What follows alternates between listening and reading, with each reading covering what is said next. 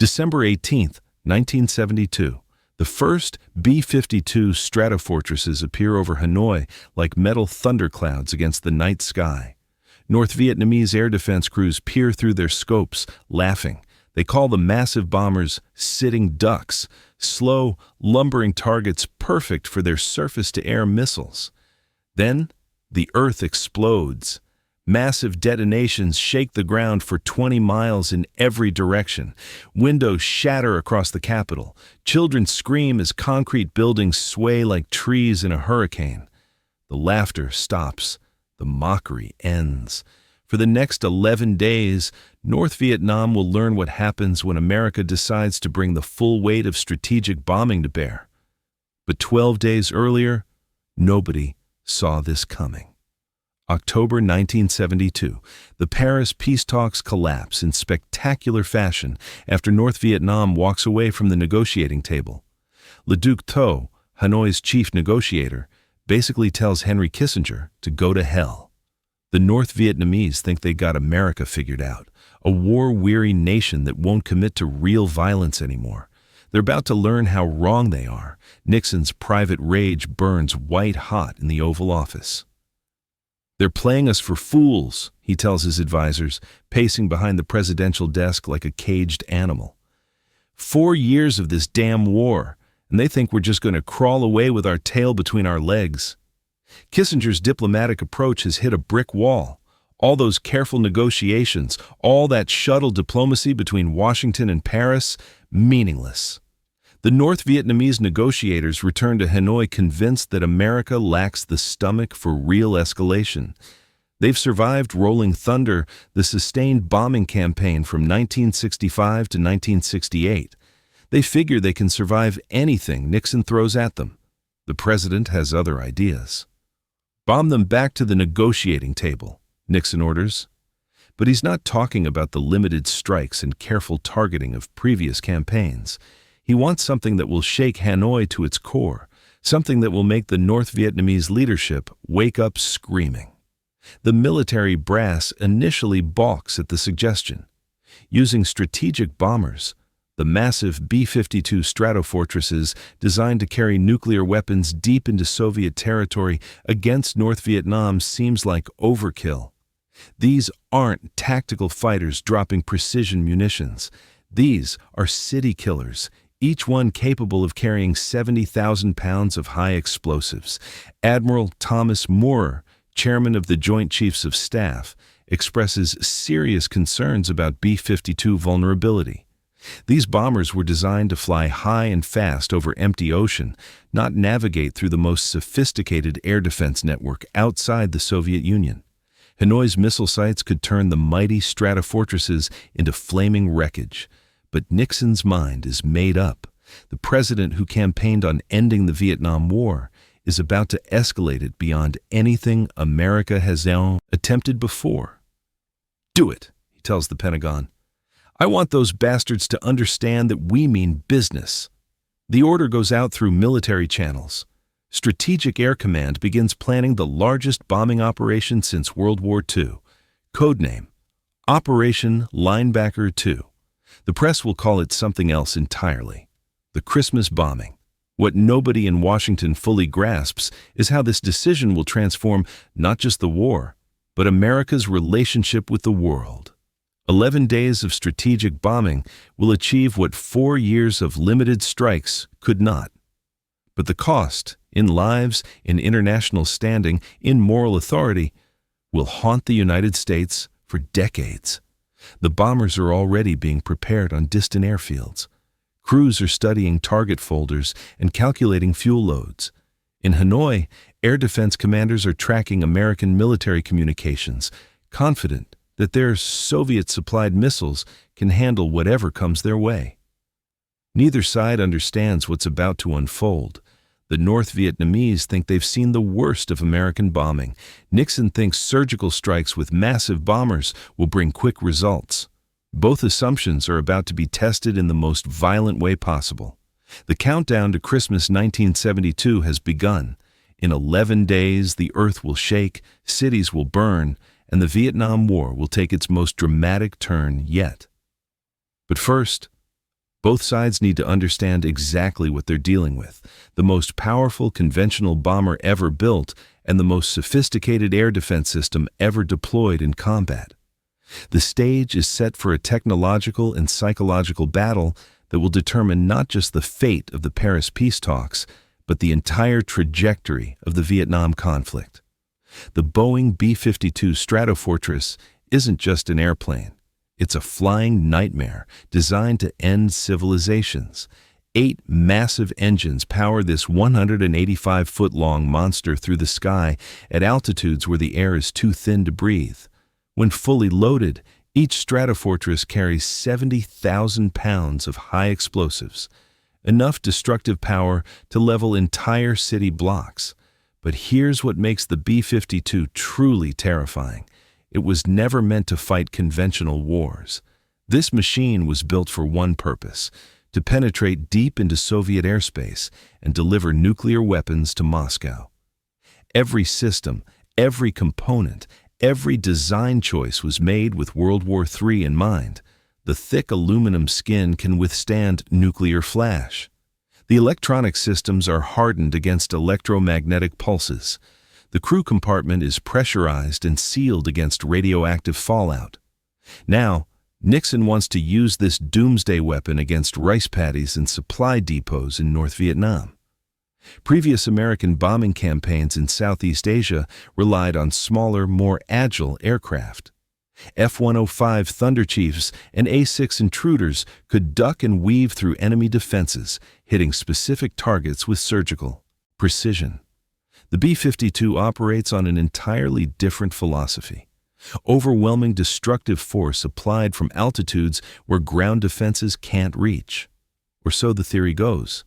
The reality is more complicated. North Vietnamese air defenses weren't designed to handle small, fast-moving fighters.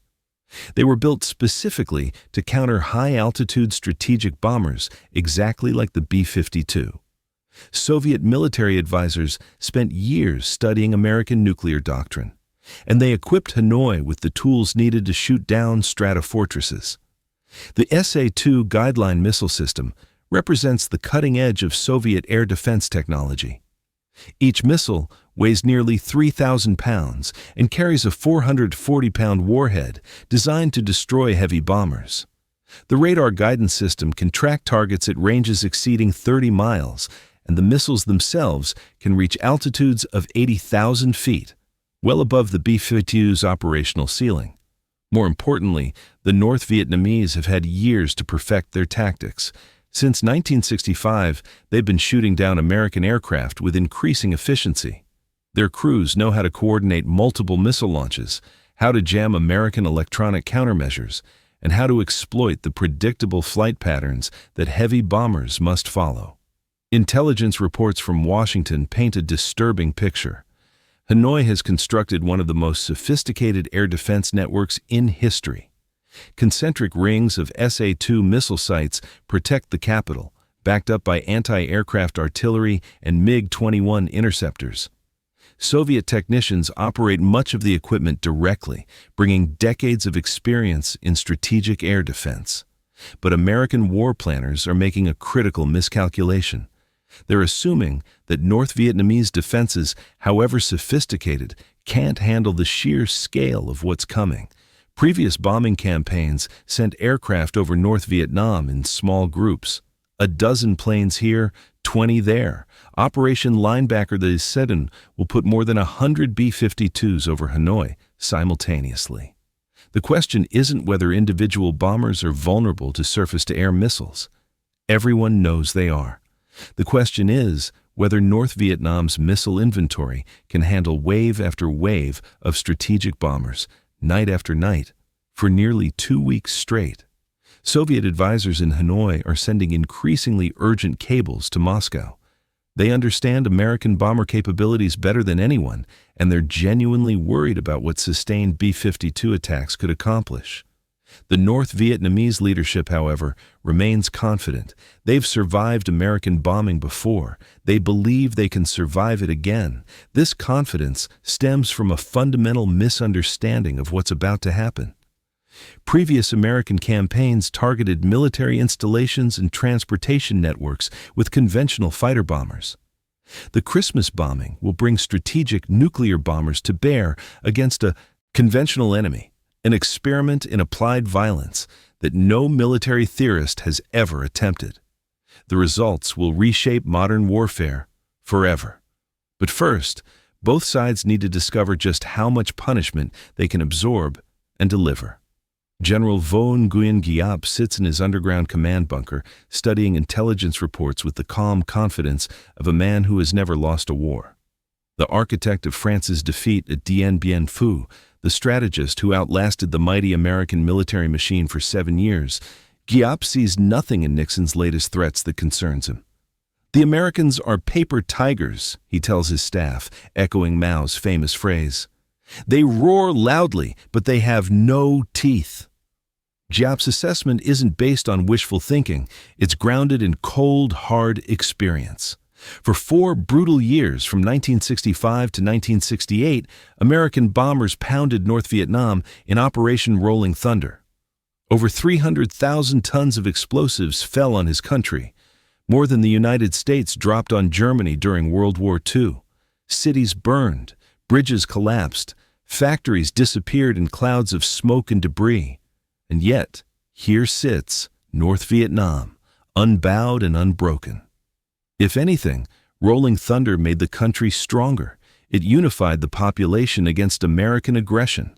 It forced the development of sophisticated air defenses. It proved that sustained bombing, however intense, cannot break the will of a determined people. The North Vietnamese leadership has studied American bombing doctrine extensively. They understand the political constraints that limit American military action. No strikes against civilian targets, no attacks on hospitals or schools, no bombing of dikes that could flood agricultural areas. These restrictions, born from American moral concerns and international pressure, create predictable patterns that North Vietnamese defenders can exploit. More importantly, Hanoi's air defense network has evolved far beyond what existed during Rolling Thunder. Soviet SA-2 missile sites now ring the capital in overlapping fields of fire. Each site contains 6 missiles, and the North Vietnamese have learned to coordinate launches from multiple sites simultaneously. American electronic countermeasures that worked in 1968 are obsolete against the latest Soviet radar systems. Colonel Pham Tuan, North Vietnam's top air defense commander, makes a bold prediction to his superiors. We'll shoot down American bombers like clay pigeons at a country fair. His confidence stems from recent successes against American reconnaissance flights.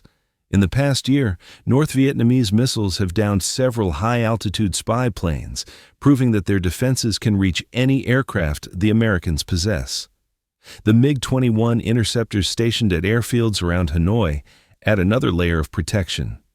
These Soviet-built fighters can climb to 50,000 feet in minutes, armed with heat-seeking missiles capable of destroying any bomber.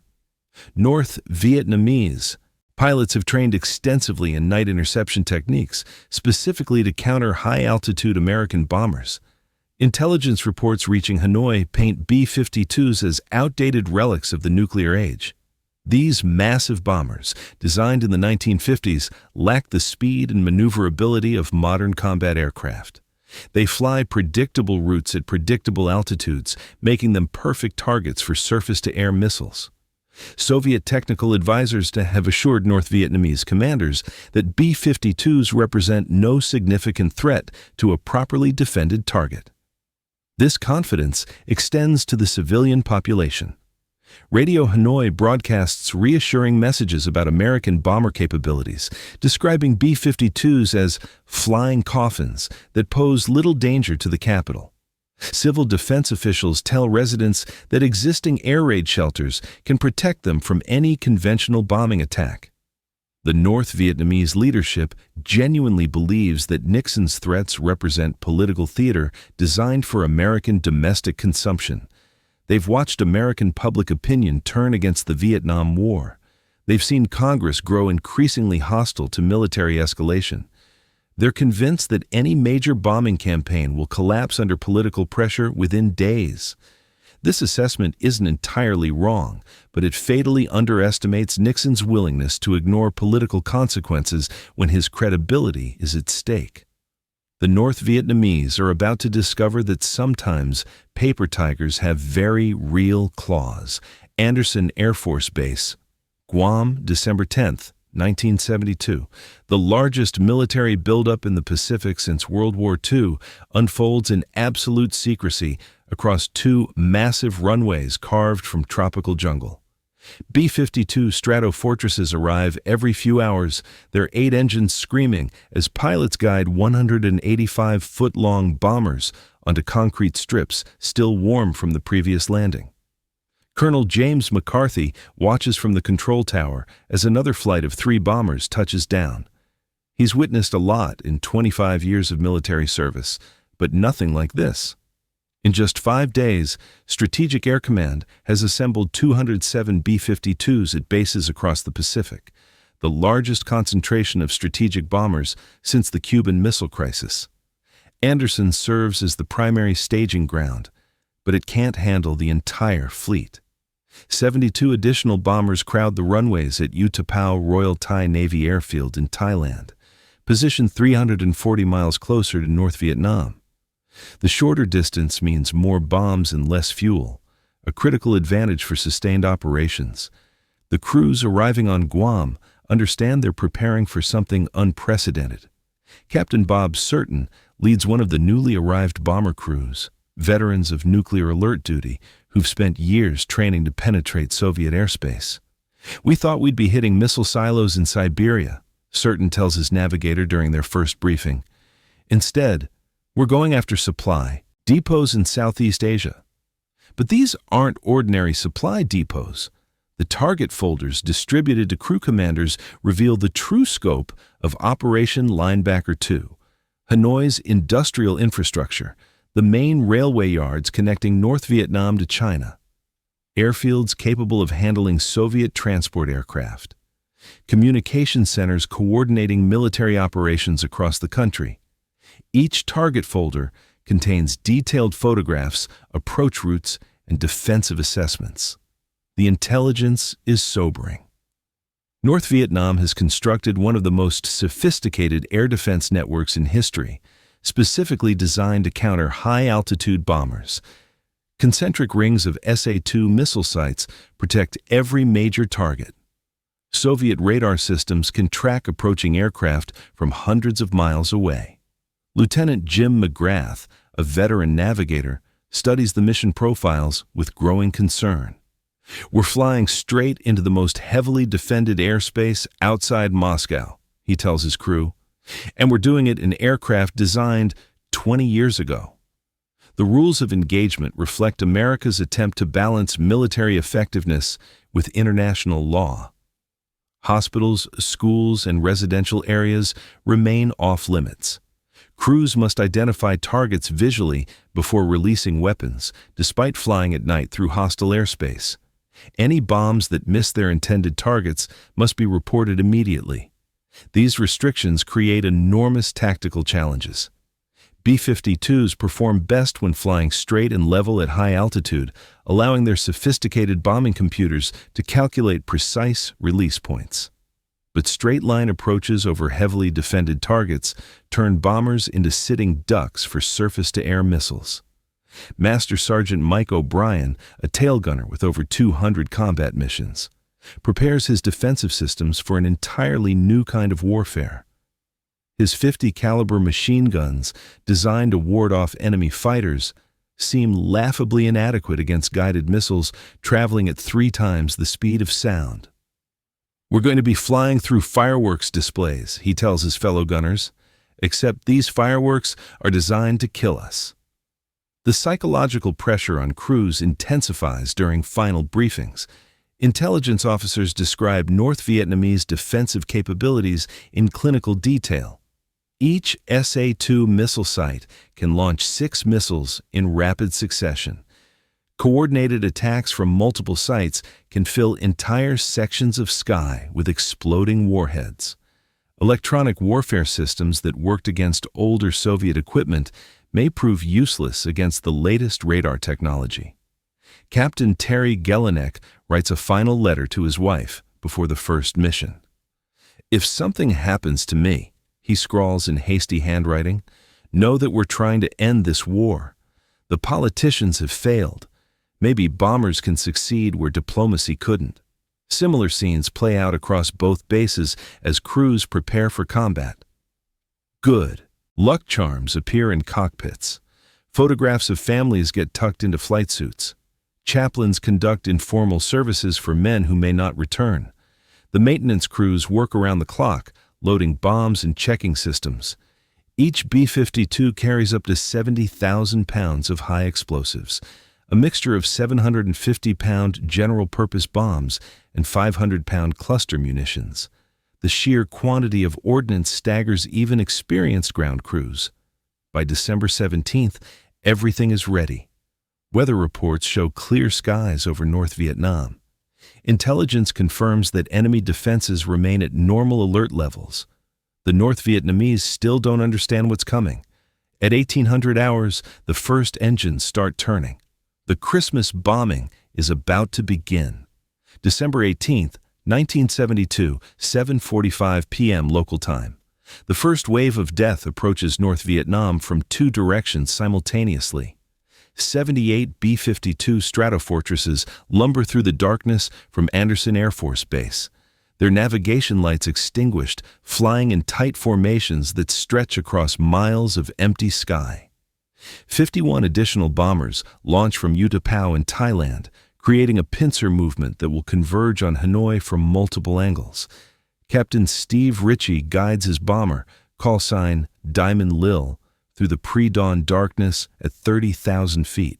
His crew has been airborne for 6 hours, refueling twice over the Pacific before beginning their final approach to North Vietnam.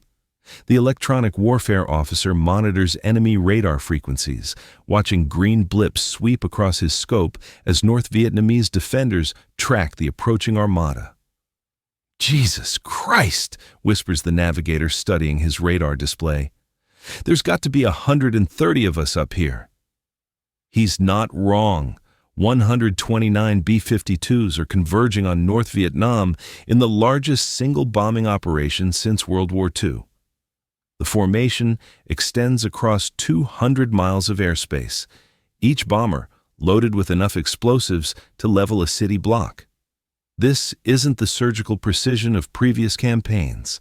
This is strategic bombing on a scale that North Vietnam has never experienced.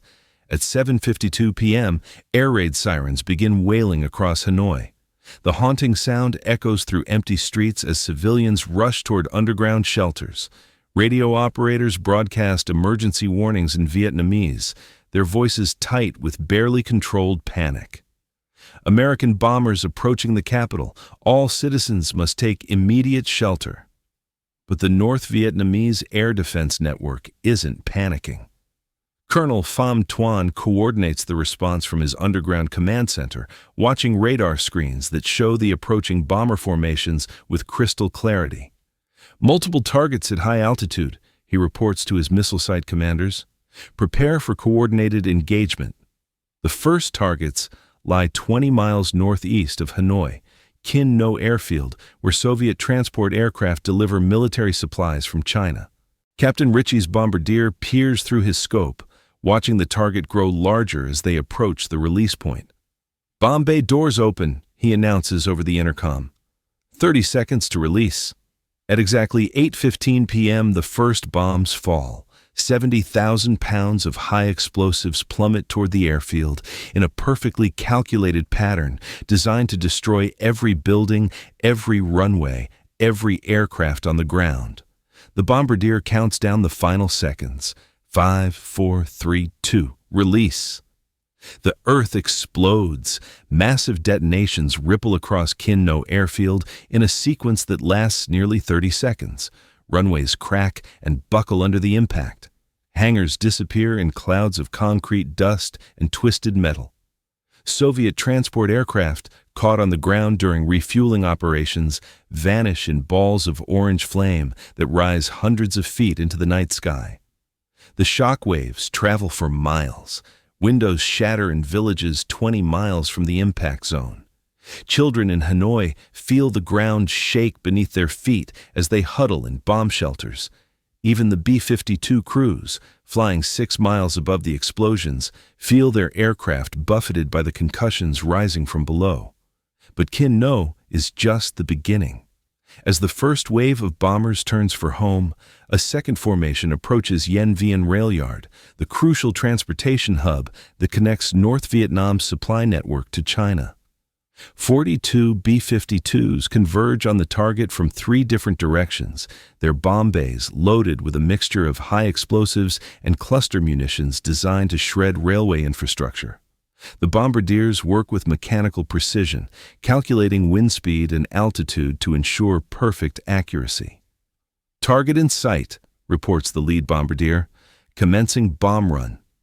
At 8:47 p.m., Yen Vien Rail Yard ceases to exist. Nearly 3 million pounds of explosives detonate across the facility in less than 2 minutes. Railway cars loaded with military supplies disappear in secondary explosions that light up the night sky like a man-made sunrise. The main rail line connecting Hanoi to the Chinese border, North Vietnam's lifeline for Soviet military aid, becomes a twisted ribbon of useless metal. The thunder of exploding bombs rolls across the North Vietnamese countryside like an approaching storm. But this storm brings more than rain.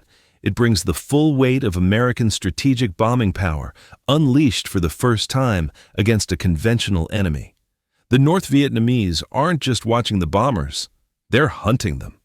At 8:52 p.m., 5 minutes after the Yen Vien Rail Yard disappears in flames, Colonel Pham Tuan gives the order his missile crews have been waiting for. All sites, commence firing. Concentrate on the northern formation. 6 SA-2 missiles streak into the night sky from sites around Hanoi, their rocket motors painting white trails against the darkness.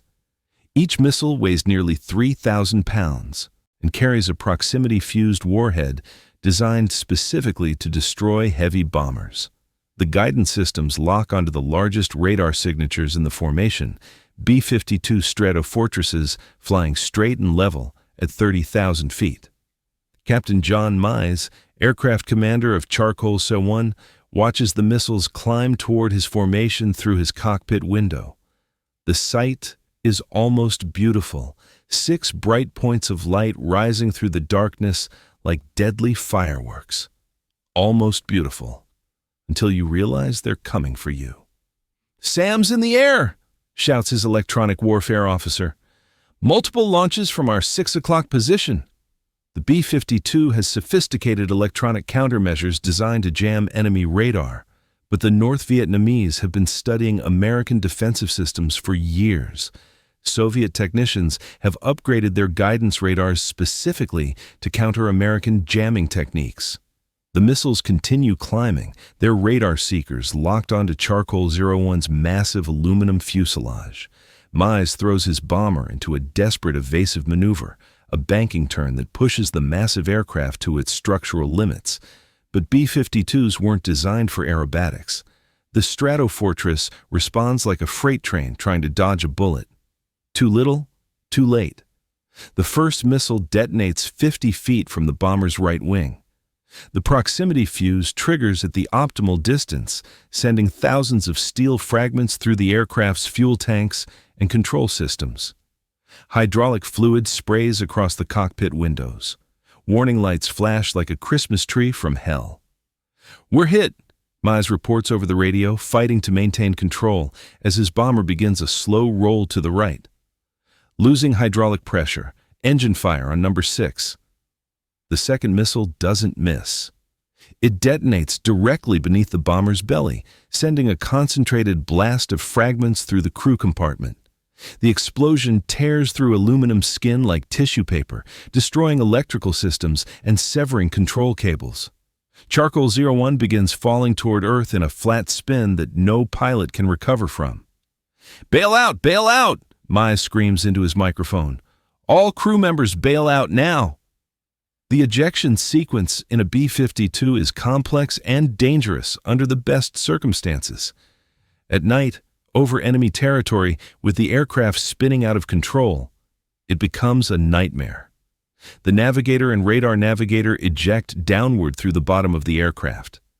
The pilot and co-pilot eject upward through the roof. The electronic warfare officer and tail gunner must manually bail out through escape hatches. Captain Mize pulls his ejection handles at 18,000 feet.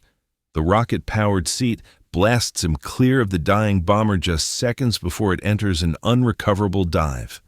His parachute opens automatically, and he begins the long descent toward North Vietnamese territory, watching his aircraft impact the ground in a ball of flame. Visible for 20 miles. 4 of his 6 crew members survive the bailout. 2 die in the wreckage. All survivors are captured within hours by North Vietnamese militia forces who have been alerted to watch for falling parachutes. But Charcoal 01 isn't alone. As Mize drifts toward captivity, a second B-52 falls victim to the missile barrage. Ash 02 takes a direct hit from an SA-2 that detonates against its left wing, severing the wing completely from the fuselage. The bomber breaks apart in midair, its crew killed instantly in the disintegration. Within 15 minutes of the first missile launch, 2 B-52 Stratofortresses, aircraft that cost $8 million each and took years to build, have been reduced to burning wreckage scattered across the North Vietnamese countryside. The sitting ducks are shooting back. Nguyen Thi Binh huddles in the basement of her apartment building as the earth convulses above her head. The 43-year-old schoolteacher has lived through years of American bombing, but nothing like this. Her diary entry, written by candlelight as explosions shake dust from the concrete ceiling, captures the terror. The earth won't stop shaking. Every few minutes, another thunderclap that makes the children scream. We don't know if the building will still be here when morning comes. She's not alone in her fear. Across Hanoi, nearly 2 million civilians are experiencing strategic bombing for the first time. This isn't the targeted strikes of previous campaigns, surgical attacks on military installations that left most of the city untouched. This is area bombing designed to destroy entire industrial complexes, transportation networks, and military command structures. The psychological impact is immediate and devastating. Dr. Pham Van Duke, working the night shift at Bach Mai Hospital, describes the scene in his medical journal. Patients are being moved to the basement levels as fast as we can manage. The building sways with each explosion. Some of the children won't stop crying. The adults aren't much better. Entire city blocks have been evacuated to underground shelters built during the Rolling Thunder campaign. These concrete bunkers, designed to protect against conventional fighter-bomber attacks, feel inadequate against the sustained bombardment now falling from the sky. Each B-52 carries more explosives than an entire squadron of smaller aircraft, and the North Vietnamese can hear the difference. The sound signature of strategic bombing is unlike anything most civilians have experienced. Instead of the sharp crack of individual bombs, the B-52 strikes create rolling thunder that builds to a crescendo and then fades, only to begin again minutes later as the next formation arrives. Windows throughout the city shatter from the concussions. Car alarms wail continuously until their batteries die. Le Van Minh, a factory worker at the Yen Vien rail yard, barely escaped when the facility was destroyed. His account, recorded by North Vietnamese radio, reveals the human cost. I was walking toward the night shift when the sirens started. By the time I reached the shelter, the bombs were already falling. When I came out 3 hours later, there was nothing left. 27 years working those tracks, and now it's just twisted metal and crater holes. But the terror isn't limited to direct target areas. The shock waves from strategic bombing travel for miles, creating a zone of fear that extends far beyond the actual destruction. Children in villages 20 miles from Hanoi feel their houses shake. Elderly residents compare the bombardment to earthquakes, except earthquakes don't last for hours at a time. North Vietnamese radio broadcasts attempt to maintain morale. but the announcers' voices betray their own fear. The American imperialists are conducting terrorist attacks against the peaceful people of North Vietnam, declares one broadcaster, his words punctuated by distant explosions that reach even the underground radio studios. International journalists witness the unprecedented destruction firsthand. Harrison Salisbury of the New York Times, reporting from a shelter beneath the Metropole Hotel, cables his editors. This is bombing on a scale that North Vietnam has never experienced. The psychological impact may prove more significant than the physical damage. These people have endured years of war, but nothing prepared them for this level of sustained attack. Soviet advisors stationed in Hanoi send increasingly urgent reports to Moscow. Colonel Ivan Sidorov, the senior air defense coordinator, admits in a classified cable, "The Americans have achieved tactical surprise through sheer scale. Our missile inventory is being depleted faster than anticipated. If this continues, we may not be able to maintain effective air defense coverage." The civilian population adapts with the resilience that has sustained North Vietnam through decades of conflict. Families establish routines around the bombing schedule, learning to recognize the sound of approaching formations. Children play games involving air raid sirens. Adults share gallows humor about American alarm clocks that wake the city every night. But beneath the surface courage, fear runs deep. This isn't the limited warfare that North Vietnam has grown accustomed to. This is total war brought to their doorstep by aircraft designed to destroy entire cities. For the first time since the conflict began, ordinary North Vietnamese citizens are beginning to understand that their government's confidence might be misplaced. The ground continues shaking. The bombers keep coming. And in the underground shelters of Hanoi, people are starting to wonder if their leaders truly understand what they're facing. Colonel Ivan Sidorov crouches in his underground command bunker, coordinating the most sophisticated air defense operation in military history. The Soviet advisor has spent 3 years training North Vietnamese missile crews, but nothing prepared him for this moment. 30 SA-2 missile sites ring Hanoi in concentric circles, each one loaded with 6 surface-to-air missiles designed specifically to kill strategic bombers. Radar contact, bearing 040, reports the tracking station. Multiple large aircraft at 30,000 feet, range 60 kilometers, and closing.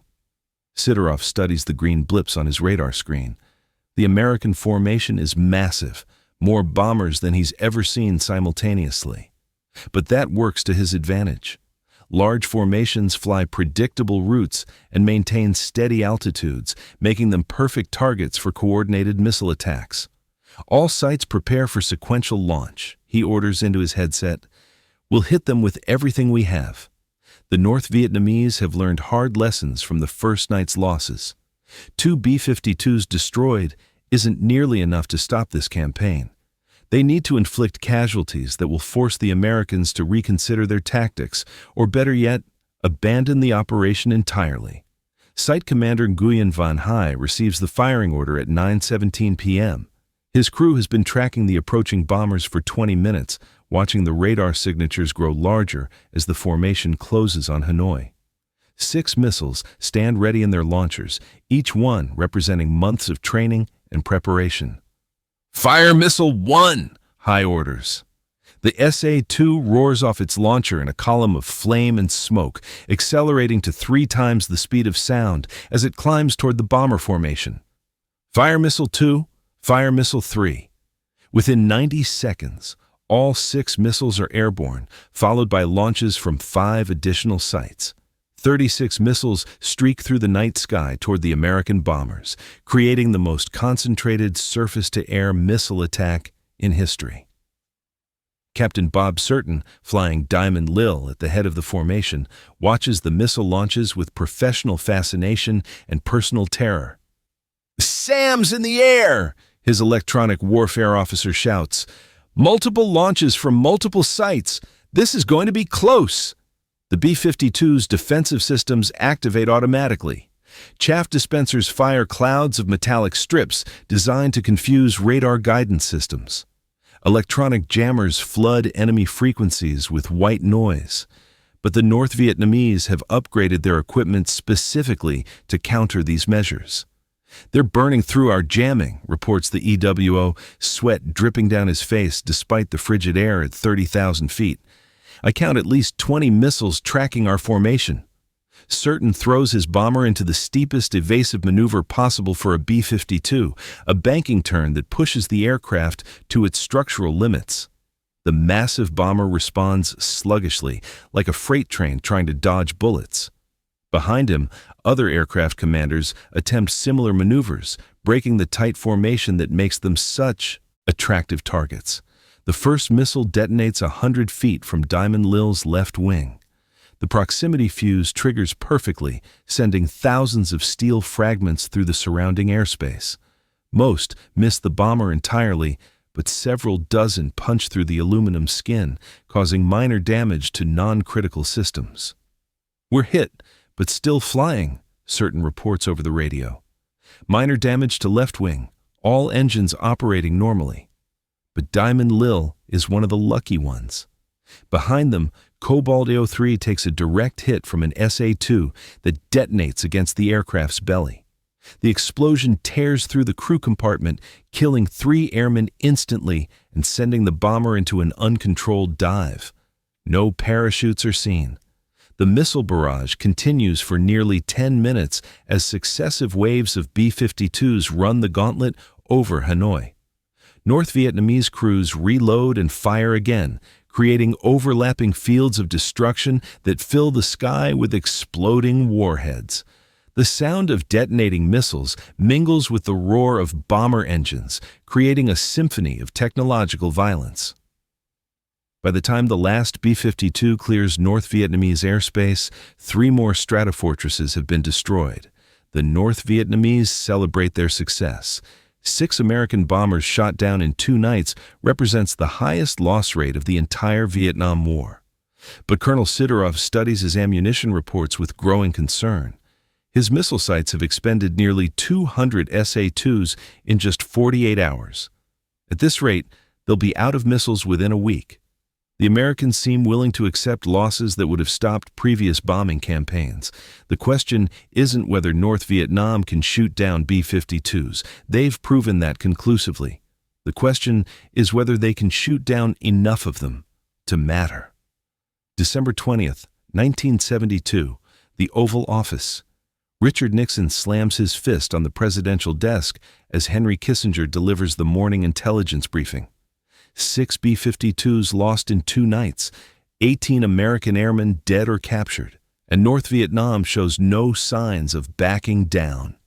"This is unacceptable," Nixon snarls, pacing behind his chair like a caged predator. "We're giving them exactly what they want, a limited campaign they can survive. I want maximum pressure, Henry." Maximum pressure. The bombing assessment disappoints Washington at every level. Despite unprecedented destruction of military targets, North Vietnamese radio broadcasts remain defiant. Hanoi's negotiators haven't even hinted at returning to the Paris peace talks. If anything, the bombing seems to have strengthened their resolve. Kissinger shifts uncomfortably in his chair, studying casualty reports that make grim reading. "Mr. President, we're losing aircraft at rates that could become politically unsustainable. The Joint Chiefs are expressing serious concerns about crew morale and replacement aircraft availability." But Nixon isn't interested in military caution. His presidency hangs in the balance. The American people elected him to end the Vietnam War, not to preside over its endless continuation. If bombing can force a negotiated settlement, he's prepared to bomb North Vietnam into the Stone Age. "I don't give a damn about their concerns," Nixon snaps. "Bomb them until they scream for mercy. Double the sortie rates. Triple them if necessary. I want those bastards to understand that we're not playing games anymore." The president's escalation order sends shockwaves through the Pentagon. General John Meyer, Strategic Air Command's commander, receives direct instructions to increase bombing intensity regardless of losses. Every available B-52 must be committed to the campaign. Crew rest periods are shortened, maintenance schedules are compressed. The entire strategic bomber force is being pushed to its operational limits. The president wants results, Meyer tells his staff during an emergency planning session. Political considerations are secondary to military effectiveness. We're authorized to use whatever force is necessary to break North Vietnamese resistance. But the military brass understands the implications better than their civilian leaders. Admiral Thomas Moore privately expresses grave concerns about the escalation to his senior staff. We're asking crews to fly into the most heavily defended airspace in history, night after night, with insufficient time for proper rest and aircraft maintenance. This is a recipe for disaster. The concerns prove prophetic. Increased sortie rates mean more targets for North Vietnamese missiles.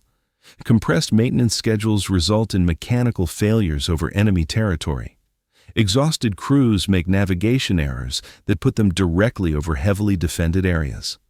Media criticism of the Christmas bombing intensifies as casualty reports reach American newspapers. Television broadcasts show burning wreckage of B-52s scattered across North Vietnamese rice paddies.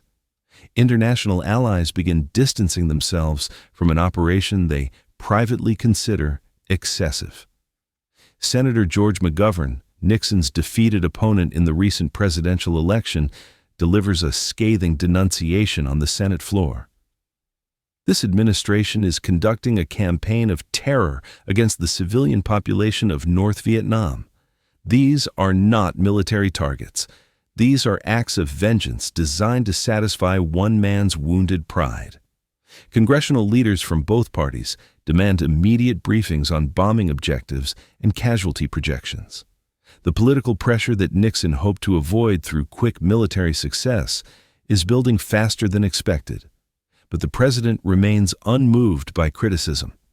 During a private meeting with his closest advisors, Nixon makes his position crystal clear. I don't care what Congress thinks. I don't care what the press says. I don't care what our allies believe. North Vietnam is going to return to those peace talks, and they're going to accept our terms, whatever it takes. The escalation order goes out to Pacific air bases within hours. More bombers, more missions, more destruction. The Christmas bombing is about to enter its deadliest phase, and neither side fully understands the consequences of what's been unleashed. Captain Bob Surton sits in the briefing room at Andersen Air Force Base, staring at reconnaissance photographs that show his target for tonight's mission, the Thanh Nguyen Steel Complex, 60 miles north of Hanoi. It's his third trip into North Vietnamese airspace in 4 days, and the stress is beginning to show on every face in the room. Gentlemen, you'll be flying into the heart of Sam City, the intelligence officer announces, using the crew's nickname for the heavily defended airspace around Hanoi. We count at least 15 active missile sites along your ingress route. Expect coordinated launches from multiple positions. Surton's crew has developed their own pre-flight rituals to cope with the psychological pressure. Navigator Lieutenant Jim McGrath carries a rosary given to him by his grandmother, fingering the beads during target briefings. Electronic warfare officer Captain Mike Torres keeps a photograph of his newborn daughter tucked inside his helmet. Tail gunner Sergeant Bob O'Brien has started wearing the same pair of socks on every mission, his lucky socks that somehow kept him alive through the first 2 raids.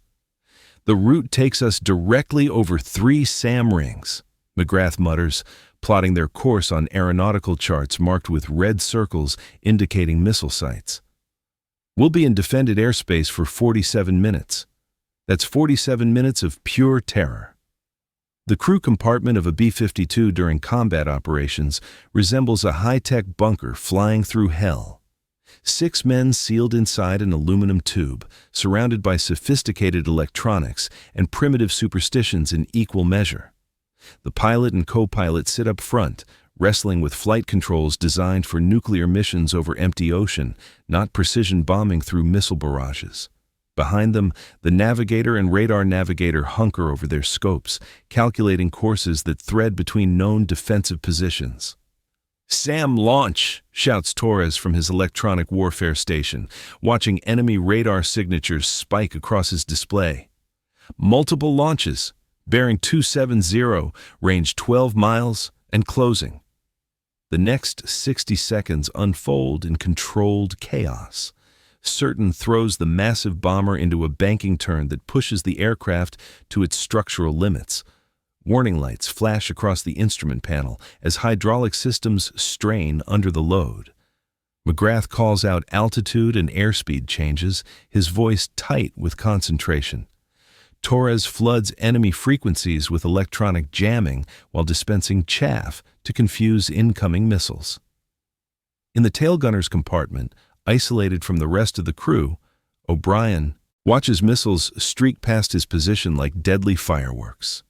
His .50 caliber machine guns are useless against guided missiles, but he mans them anyway, finding psychological comfort in having something to shoot back with.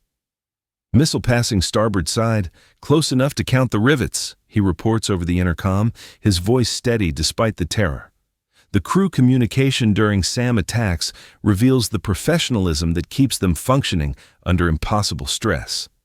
No screaming, no panic.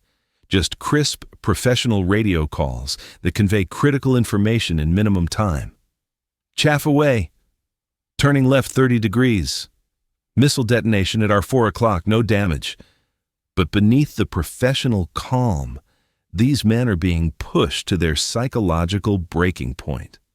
Captain Dave Bellinger's crew returns from their second mission with the radar navigator catatonic, staring straight ahead and refusing to speak. The flight surgeon grounds him immediately, but replacement crew members are in short supply. Post-mission debriefings reveal the mounting stress on surviving crews. Men who flew nuclear alert missions for years without breaking are showing signs of combat fatigue after just 3 trips over North Vietnam. The difference is psychological. Nuclear war remained theoretical, but the SAM missiles over Hanoi are very real and very deadly. "We're asking these guys to fly the same routes, at the same altitudes, night after night," admits Colonel James McCarthy, the wing commander at Anderson. "The North Vietnamese know exactly where we're going and when we'll be there. It's like asking someone to walk through the same minefield every day and hoping they'll get lucky." The crews develop their own informal support networks. Veterans of previous missions brief newcomers on survival techniques. Lucky charms are shared between crews. Men who barely knew each other before the campaign become brothers, bound together by shared terror and mutual dependence. But the missions continue. Every night, more B-52s lumber down the runways at Anderson and Utapao, carrying 6-man crews into the most dangerous airspace in the world. The pilots' war has become a test of endurance, not just mechanical endurance, but human endurance, under conditions that push trained professionals to their absolute limits. December 20th, 1972. 11:47 p.m. local time. The night that would forever change how America thinks about strategic bombing begins with what looks like routine mission planning. 60 B-52 Stratofortresses prepare for the largest single strike of Operation Linebacker 2, targeting the sprawling Yen Vien complex that serves as North Vietnam's primary rail junction with China. But the North Vietnamese are ready this time. Colonel Ivan Sidorov has spent 3 days studying American attack patterns, and he's identified a fatal flaw in B-52 tactics. The bombers approach their targets along predictable routes, maintaining steady altitudes and airspeeds that make them perfect targets for coordinated missile attacks. Tonight, he's positioning his SA-2 sights for the most sophisticated air defense ambush in military history. "They think we're just firing missiles randomly," Sidorov tells his site commanders during the final briefing. "Tonight, we show them what coordinated air defense really means." 36 missile sites ring the target area in carefully planned positions. Each site has been assigned specific sectors of responsibility, creating overlapping fields of fire that will trap the American bombers in a deadly crossfire. More importantly, the North Vietnamese have learned to time their launches perfectly. firing missiles in sequence to create continuous threats that overwhelm American defensive systems. Captain Terry Zelenek leads the first wave of bombers toward the target, his crew tense but confident after surviving 2 previous missions. His navigator, Lieutenant Dave Morrison, plots their course through what intelligence reports describe as moderate air defenses. The assessment proves catastrophically wrong. "Sam, launch!" screams the electronic warfare officer at 11:52 p.m. "Multiple launches from our 12 o'clock position?" But that's just the beginning. As Gelenek's formation approaches the target, missile sites positioned in a carefully planned ambush begin firing in rapid succession. 6 missiles from the north, 8 from the east, 12 from positions directly ahead of the bomber formation. Within 3 minutes, more than 40 SA-2 missiles are climbing toward the B-52s. "Jesus Christ, they're everywhere!" Morrison shouts over the intercom, watching his radar screen fill with incoming threats. "I count at least 30 missiles tracking our formation." The North Vietnamese have solved the coordination problem that plagued their earlier attacks. Instead of firing all missiles simultaneously, they're launching in waves timed to arrive at the target area in sequence. As American crews evade the first salvo, they fly directly into the second. As they dodge the second, the third wave of missiles reaches intercept altitude. Jelinek throws his bomber into a desperate evasive maneuver, but B-52s weren't designed for dogfighting. The massive aircraft responds like a freight train trying to dodge bullets. Behind him, 5 other bombers attempt similar maneuvers, breaking formation and scattering across the sky in individual survival patterns. The first kill comes at 11:54 p.m. Ivory Aero 3 takes a direct hit from an SA-2 that detonates against the aircraft's right wing, severing it completely from the fuselage. The bomber disintegrates in midair, its crew killed instantly in the breakup. No parachutes are observed. 2 minutes later, Cobalt Aero 7 falls victim to a proximity-fused warhead that explodes 50 feet below the aircraft's belly. Thousands of steel fragments tear through the crew compartment and fuel tanks. The bomber catches fire and begins a slow spiral toward Earth, its pilot fighting desperately to maintain control long enough for his crew to bail out. But the nightmare is just beginning. As the first wave of bombers clears the target area, the second wave flies directly into the same carefully prepared ambush. North Vietnamese missile crews have reloaded their launchers and are ready for the next group of victims. Ash-02 becomes the third loss of the night when coordinated missile launches from multiple sites create an inescapable kill zone.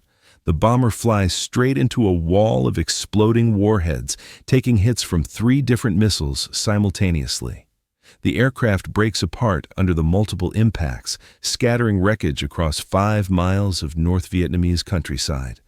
By midnight, 6 B-52 stratofortresses have been destroyed in less than 15 minutes of combat, the highest loss rate in Strategic Air Command history.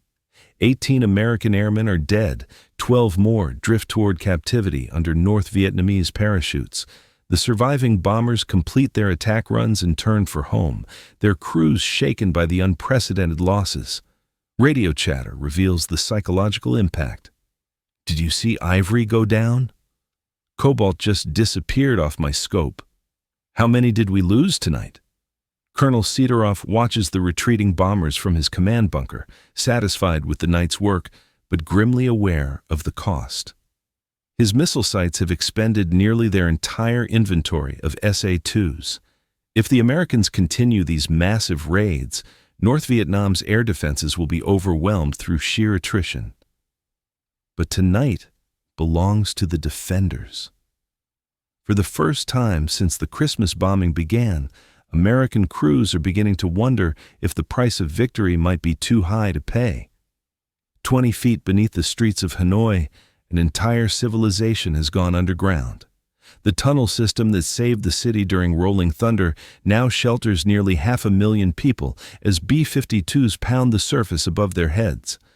What began as temporary air raid shelters has become a subterranean world where families live, work, and struggle to maintain their sanity under conditions no human being should endure. Pham Thi Lan clutches her 3-year-old daughter as another wave of explosions shakes dust from the concrete ceiling. They've been underground for 6 days now, sleeping on thin mats spread across the tunnel floor, sharing cramped spaces with neighbors they barely knew before the bombing started. The air is thick with the smell of unwashed bodies, cooking food, and the acrid smoke that seeps down from the burning city above. "Mama, when can we go home?" her daughter asks for the 100th time, her voice barely audible over the distant rumble of falling bombs. "Soon, little one," Lan whispers, knowing it's a lie. Their apartment building took a direct hit 3 nights ago. Home doesn't exist anymore. The tunnel network beneath Hanoi represents one of the most ambitious civil defense projects in history. Miles of interconnected passages link government buildings, hospitals, schools, and residential areas in a vast underground maze designed to protect the civilian population from exactly this kind of sustained bombing. But the engineers who built these tunnels never imagined they'd house people for weeks at a time. Dr. Nguyen Van Duke operates a makeshift medical clinic from a converted storage room 30 feet below Bach Mai Hospital. His supplies consist of whatever he could grab during the first air raid warning: bandages, antibiotics, and a few surgical instruments. The cases he treats tell the story of a population under siege: malnutrition from inadequate food supplies, respiratory infections from poor air quality, and psychological trauma that no medicine can cure. "We're seeing children who haven't spoken since the bombing started," he confides to his nurse. "Adults who jump at every sound, even down here where it's supposedly safe. The human mind wasn't designed to live like this. The tunnel system has its own social hierarchy and unwritten rules. Families with small children get priority for the deeper, safer sections. The elderly and sick are moved closer to ventilation shafts, despite the increased danger from surface explosions. Communist Party officials maintain command posts in the most protected areas, coordinating civil defense efforts and maintaining political control, even in this underground hell. Food distribution becomes a daily challenge that tests everyone's humanity. Rice rations are calculated down to the grain. Water is precious beyond measure, delivered through hand-pump systems that often fail when surface bombing damages the infrastructure. Children cry constantly from hunger, their wails echoing through concrete corridors that amplify every sound. Levan Min, the rail yard worker who lost his job when Yen Vian disappeared, now serves as a tunnel warden responsible for maintaining order in his section. "People are starting to crack," he reports to the civil defense coordinator. "Yesterday, 2 families got into a fight over sleeping space. This morning, an old man tried to go back to the surface during an active raid. We had to restrain him." But life continues even in these impossible conditions. Pregnant women give birth by candlelight in converted storage rooms. Teachers conduct classes for children who haven't seen sunlight in a week. Musicians play traditional songs on instruments they managed to save, providing the only entertainment available in this concrete purgatory. The psychological toll mounts with each passing day. Adults who survived the French War and years of American bombing find themselves breaking under the sustained terror of strategic bombing. The constant vibration from surface explosions creates a form of torture that never stops. Sleep becomes impossible. Conversation becomes strained. Hope begins to fade. Yet somehow the tunnels hold. The community endures. And above their heads, the bombers keep coming. December 24th, 1972. Christmas Eve, the day when Christian tradition calls for peace on earth and goodwill toward men. But there will be no peace in the skies over North Vietnam tonight. Nixon's orders are explicit: no pause for holidays, no respite for religious observance. The bombing continues. Captain Mike Rodriguez guides his B-52, call sign Silent Night, through the pre-dawn darkness toward Hanoi. The irony of the aircraft's name isn't lost on his crew as they approach what intelligence reports describe as a high-priority military target complex in the heart of the North Vietnamese capital. At 2:17 a.m. local time, the bombs begin falling on what the American military believes is a communications center coordinating North Vietnamese air defenses. The target coordinates are precise. The bombing calculations are perfect. The intelligence is catastrophically wrong. The explosions tear through Bach Mai Hospital. Dr. Nguyen Van Duc is treating patients in the basement when the first bombs hit.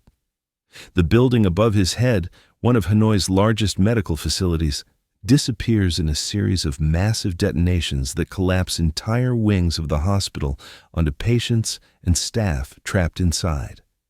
The underground medical clinic where he's been working becomes a tomb as concrete and steel crash down from above. "The ceiling is coming down!" screams a nurse, diving to protect a child patient as chunks of concrete rain from above. Emergency lighting fails instantly, plunging the basement into absolute darkness, filled with the screams of wounded patients and dying medical staff. 68 people die in the hospital bombing, nurses crushed at their duty stations, doctors killed while performing surgery, patients murdered in their beds by bombs that were supposed to hit military targets 3 blocks away. The mistake, if it was a mistake, provides North Vietnamese propagandists with exactly what they need to turn international opinion against the bombing campaign. Within hours, graphic footage of wounded children being pulled from hospital rubble is broadcast around the world. The images are devastating. Tiny bodies covered in blood and concrete dust, medical equipment twisted into unrecognizable metal sculptures, ambulances destroyed while trying to evacuate patients. International Red Cross representative Marie-Claire Dubois arrives at the scene 6 hours after the bombing. Her report, filed immediately with Geneva headquarters, pulls no punches. This is a clear violation of international humanitarian law. Hospitals are protected under the Geneva Conventions regardless of military circumstances. There is no conceivable justification for this attack. The footage reaches American television screens within 24 hours, creating a political firestorm that threatens to consume Nixon's presidency. Senator Edward Kennedy takes the Senate floor to deliver a scathing denunciation. "Mr. President, American bombs have murdered children in their hospital beds on Christmas Eve. This is not military necessity. This is a war crime." But the North Vietnamese milked the propaganda victory for everything it's worth. Radio Hanoi broadcasts continuous coverage of the hospital bombing, featuring interviews with surviving patients and graphic descriptions of American terrorism against innocent civilians. The emotional impact is immediate and devastating to American credibility worldwide. European allies who had remained publicly neutral about the bombing campaign now openly condemn American actions. British Prime Minister Edward Heath calls the hospital bombing an inexcusable tragedy that undermines the moral authority of the Western alliance. French President Georges Pompidou goes further, describing it as barbarism disguised as military strategy. The Vatican issues an unprecedented statement condemning the Christmas Eve bombing specifically. Pope Paul VI's words resonate around the Catholic world. No military objective can justify the deliberate targeting of those who heal the sick and comfort the dying. This Christmas Eve will be remembered not for the birth of the Prince of Peace, but for the death of innocents under American bombs. Congressional leaders from both parties demand immediate briefings on targeting procedures and civilian casualty protocols. The political pressure that Nixon hoped to avoid through quick military success is now building into an unstoppable avalanche of criticism. But the president remains defiant in private conversations with his staff. "It was an accident," he tells Henry Kissinger during an emergency meeting. "These things happen in war. We're not going to let North Vietnamese propaganda stop us from achieving our objectives." The bombing continues. Christmas Day brings no respite. But the hospital massacre has fundamentally changed the political equation surrounding Operation Linebacker the 2nd. American public opinion, already skeptical of the bombing campaign, now turns decisively against what critics are calling Nixon's Christmas bombing of innocence. The ground may still be shaking in Hanoi, but the political ground is shifting beneath Nixon's feet in Washington. December 25, 1972, the Kremlin. Christmas Day in the West means nothing to the atheist leadership of the Soviet Union, but the emergency Politburo session called by Leonid Brezhnev carries the weight of potential nuclear confrontation. Around the polished conference table, the most powerful men in the communist world grapple with a crisis that threatens to drag them into direct military conflict with the United States. Comrades, the situation in Vietnam has reached a critical juncture, Brezhnev announces, his gravelly voice filling the ornate chamber. Intelligence reports spread across the table paint a grim picture of North Vietnam's deteriorating position. SA-2 missile inventories are nearly exhausted. Industrial capacity has been reduced by 60%. The transportation network connecting North Vietnam to Chinese supply routes lies in ruins. Defense Minister Andrei Grechko delivers the military assessment with characteristic bluntness. Our Vietnamese allies are being systematically destroyed. If this bombing campaign continues for another week, they will lack the industrial capacity to sustain military operations. The Americans have achieved what Rolling Thunder could not. They are bombing North Vietnam into submission. But direct Soviet intervention carries risks that terrify even hardened Cold War veterans. Foreign Minister Andrei Gromyko outlines the nightmare scenarios that keep Moscow's leadership awake at night. Any direct military confrontation with American forces over Vietnam could escalate beyond our ability to control. We must ask ourselves, are we prepared to risk nuclear war to save Hanoi? The answer, privately acknowledged by every man in the room, is absolutely not. The Soviet Union has invested heavily in North Vietnam's military capabilities, providing billions of dollars in weapons, equipment, and technical expertise. But that investment has limits, and those limits stop well short of direct military confrontation with American strategic bombers. Yet Moscow cannot simply abandon their Vietnamese allies without devastating consequences for Soviet credibility throughout the communist world. China is watching every move, ready to exploit any sign of Soviet weakness in the ongoing Sino-Soviet split. Third World liberation movements depend on Soviet support, and abandoning North Vietnam would signal that Moscow's promises are worthless when tested by American military power. The compromise solution emerges during heated discussions that last deep into the night. The Soviet Union will provide emergency military aid to North Vietnam. Additional SA-2 missiles, spare parts for damaged equipment, and technical advisors to help repair destroyed facilities. But this aid will be delivered covertly through Chinese territory with strict instructions to avoid any direct confrontation with American forces. Colonel Ivan Sidorov receives his new orders through encrypted channels that same night. Emergency missile supplies are being rushed to North Vietnam through railroad networks that somehow escaped B-52 attention. Soviet technicians will help repair damaged radar installations under cover of darkness. Most importantly, Moscow is authorizing the deployment of their most advanced electronic warfare equipment, systems so sophisticated that their capture by American forces would compromise Soviet defensive capabilities worldwide. But the aid comes with explicit limitations that reveal Moscow's true priorities. Soviet personnel are forbidden from manning active missile sites. They cannot participate directly in combat operations against American aircraft.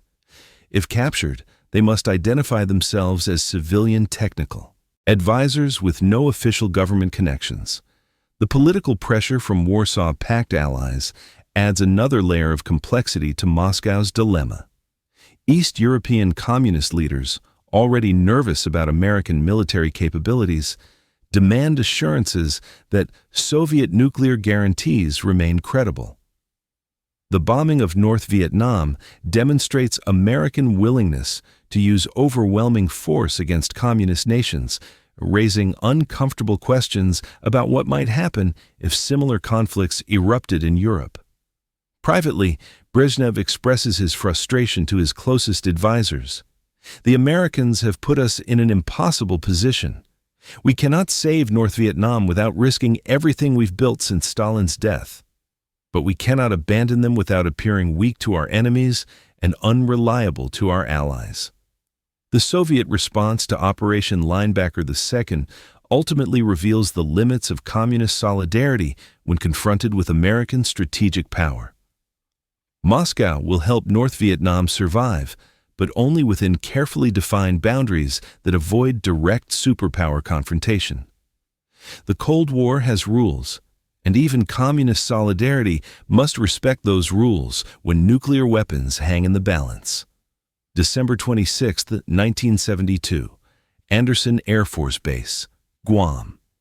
In a maintenance hangar that never sleeps, Air Force technicians work around the clock to solve a problem that's killing American airmen faster than enemy missiles.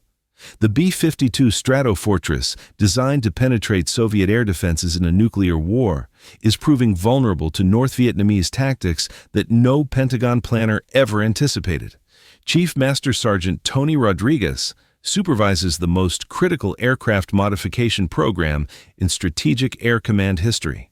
His teams have exactly 18 hours to upgrade every surviving B-52's defensive systems before the next wave of bombers launches toward North Vietnam.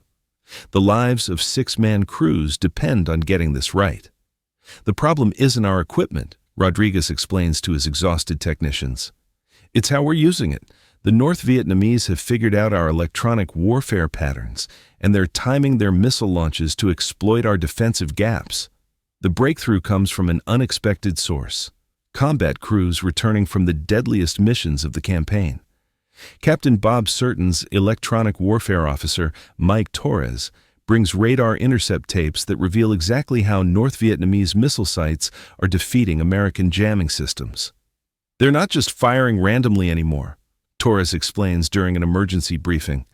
"They wait for our chaff to disperse, then launch missiles in sequence to arrive after our electronic countermeasures cycle off. It's like they have our technical manuals." They do. Soviet advisors have spent years studying captured American electronic warfare equipment, developing countermeasures specifically designed to defeat B-52 defensive systems. But the Americans are learning too, and learning fast. The modifications happen in 3 critical phases, each one designed to address specific vulnerabilities exposed during the first week of bombing. Phase 1 involves reprogramming the electronic warfare suites to randomize jamming frequencies and timing. Instead of following predictable patterns, the systems will now shift randomly between different defensive modes, making it impossible for North Vietnamese crews to time their missile launches precisely. "We're essentially teaching the aircraft to think for themselves," explains Captain Jim Walsh, the electronic warfare systems officer overseeing the modifications. "The computer will analyze incoming threats and select countermeasures automatically, faster than any human operator could manage." Phase 2 addresses the chaff dispensing problem that's been getting bombers killed. The original system releases metallic strips in predetermined patterns that create temporary radar shadows. But North Vietnamese missile crews have learned to wait for these shadows to dissipate before firing their SA-2s. The new system creates continuous chaff corridors, streams of metallic strips that blind enemy radar for extended periods. More importantly, the dispensers are now linked to threat warning receivers that automatically release chaff the instant enemy radar locks onto the aircraft. Human reaction time is eliminated from the equation entirely. Phase 3 represents the most sophisticated modification: integration with Wild Weasel aircraft that specialize in destroying surface-to-air missile sites. These smaller, faster aircraft will now coordinate directly with B-52 formations, using their advanced radar homing missiles to attack North Vietnamese SAM sites just as they prepare to fire. "It's like having bodyguards," explains Colonel James McCarthy, watching his aircraft receive the modifications. The wild weasels will clear the path, while the B-52s concentrate on hitting their targets. But the most important change isn't technological, it's tactical. Strategic Air Command abandons the rigid formation flying that made B-52s such attractive targets. Instead of flying in tight groups that present massive radar signatures, bombers will now approach targets in loose formations spread across miles of airspace. "We're making ourselves harder to find and harder to hit," Rodriguez tells his crews as they prepare for the next mission. The North Vietnamese got used to shooting at freight trains flying in formation. Now they're going to face individual aircraft coming from multiple directions simultaneously. The modifications work with devastating effectiveness. When the next wave of B-52s crosses into North Vietnamese airspace, enemy missile crews find themselves facing an entirely different kind of opponent, one that's learned from its mistakes and adapted accordingly. December 27, 1972. The underground bunker beneath the presidential palace in Hanoi. Behind steel doors designed to withstand nuclear attack, the most powerful men in North Vietnam gather for the meeting that will determine their nation's fate. The polished conference table reflects the grim faces of leaders who built their careers on defying American military power. But tonight they're confronting the possibility that defiance might not be enough. Le Duan, the Communist Party's general secretary, studies casualty reports that make devastating reading. 9 days of strategic bombing have destroyed 60% of North Vietnam's industrial capacity. The transportation network connecting Hanoi to Chinese supply routes lies in ruins. Most critically, SA-2 missile inventories have dropped to dangerously low levels. Less than a week's supply remains if the bombing continues at current intensity. "Comrades, we must face reality," Le Duan announces, his voice carrying none of the defiant confidence that characterized earlier war councils. The Americans have achieved what Rolling Thunder could not. They are systematically destroying our ability to wage war. Defense Minister Vo Nguyen Giap, the legendary strategist who defeated the French at Dien Bien Phu, delivers the military assessment with characteristic bluntness. "Our air defense network is collapsing. We're shooting down American bombers, but not enough to stop the campaign. At current loss rates, we'll be defenseless within 10 days. The statistics paint a picture of systematic destruction that even hardened communist leaders find difficult to comprehend. The Yen Vien rail complex, North Vietnam's primary supply link with China, has been reduced to twisted metal and crater holes. The Thai Nguyen steel mill, symbol of North Vietnamese industrial independence, no longer exists. Power generation capacity has dropped by 70%, leaving entire cities in darkness. But the human cost weighs even more heavily on the leadership's calculations. Civilian casualties are mounting despite American claims of precision targeting. The Bach Mai hospital bombing provided devastating propaganda footage, but it also demonstrated that nowhere in Hanoi is truly safe from strategic bombing. The psychological impact on the population is becoming impossible to ignore. Foreign Minister Nguyen Duy Trinh reports on the international situation with barely concealed desperation. "Our Soviet allies are providing emergency military aid, but they've made clear they won't risk direct confrontation with American forces. China offers moral support, but no additional weapons. We are essentially alone against the full weight of American strategic power." The room falls silent as the implications sink in. For 25 years, North Vietnamese leaders have counted on superpower rivalry to protect them from American military superiority. The Soviet nuclear umbrella and Chinese material support created a balance that made prolonged resistance possible. But Operation Linebacker Dus has revealed the limits of communist solidarity when confronted with American determination to end the war on their terms. Prime Minister Pham Van Dong raises the question that everyone is thinking, but nobody wants to voice. How long can we sustain this level of destruction? Our people are brave, but they're not superhuman. The bombing is having effects that our propaganda cannot overcome. Intelligence reports from tunnel wardens throughout Hanoi paint a disturbing picture of civilian morale. Families who endured years of limited bombing are breaking under the sustained terror of strategic bombing. Children refuse to leave underground shelters even during brief lulls. Adults show signs of psychological trauma that may take generations to heal. Most troubling are reports from industrial managers who survived the destruction of their facilities. These men, loyal Communist Party members who dedicated their lives to building North Vietnamese military capacity, are privately questioning whether continued resistance serves any purpose beyond satisfying revolutionary pride. "We're losing the war of production," admits Economic Planning Minister Le Thanh Nguyen. "Even if the bombing stopped tomorrow, it would take years to rebuild what we've lost in the past week. The Americans have set our industrial development back by decades." The meeting continues past midnight as North Vietnamese leaders grapple with options that all seem to lead toward the same conclusion. Military victory over American forces is impossible. Economic survival requires an end to strategic bombing. Political survival depends on finding a face-saving way to return to negotiations they abandoned in October. Le Duan finally voices what everyone understands, but nobody wants to admit. Perhaps it's time to reconsider our position regarding the Paris talks. December 26, 1972, 4:30 a.m. local time. The largest single-day bombing effort in the history of strategic warfare begins with what looks like routine mission planning. But tonight is different. Tonight, Strategic Air Command is unleashing everything they've learned from 9 days of brutal combat over North Vietnam. 120 B-52 Stratofortresses lift off from bases across the Pacific, Andersen Air Force Base in Guam, U Tapao in Thailand, and even emergency staging areas hastily constructed on remote islands.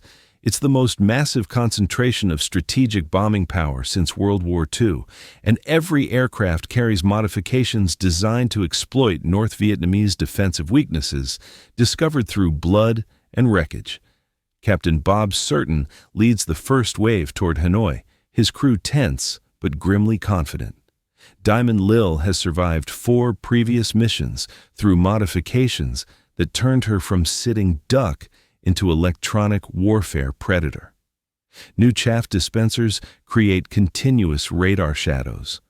Upgraded jamming systems cycle randomly through frequencies that confuse enemy missile guidance. Most importantly, Wild Weasel aircraft fly alongside the bombers, ready to destroy any SAM site that dares to activate its radar. "This feels different," his navigator Jim McGrath mutters, studying approach routes that spread the bomber formation across 100 miles of airspace. "We're not flying freight train formations anymore.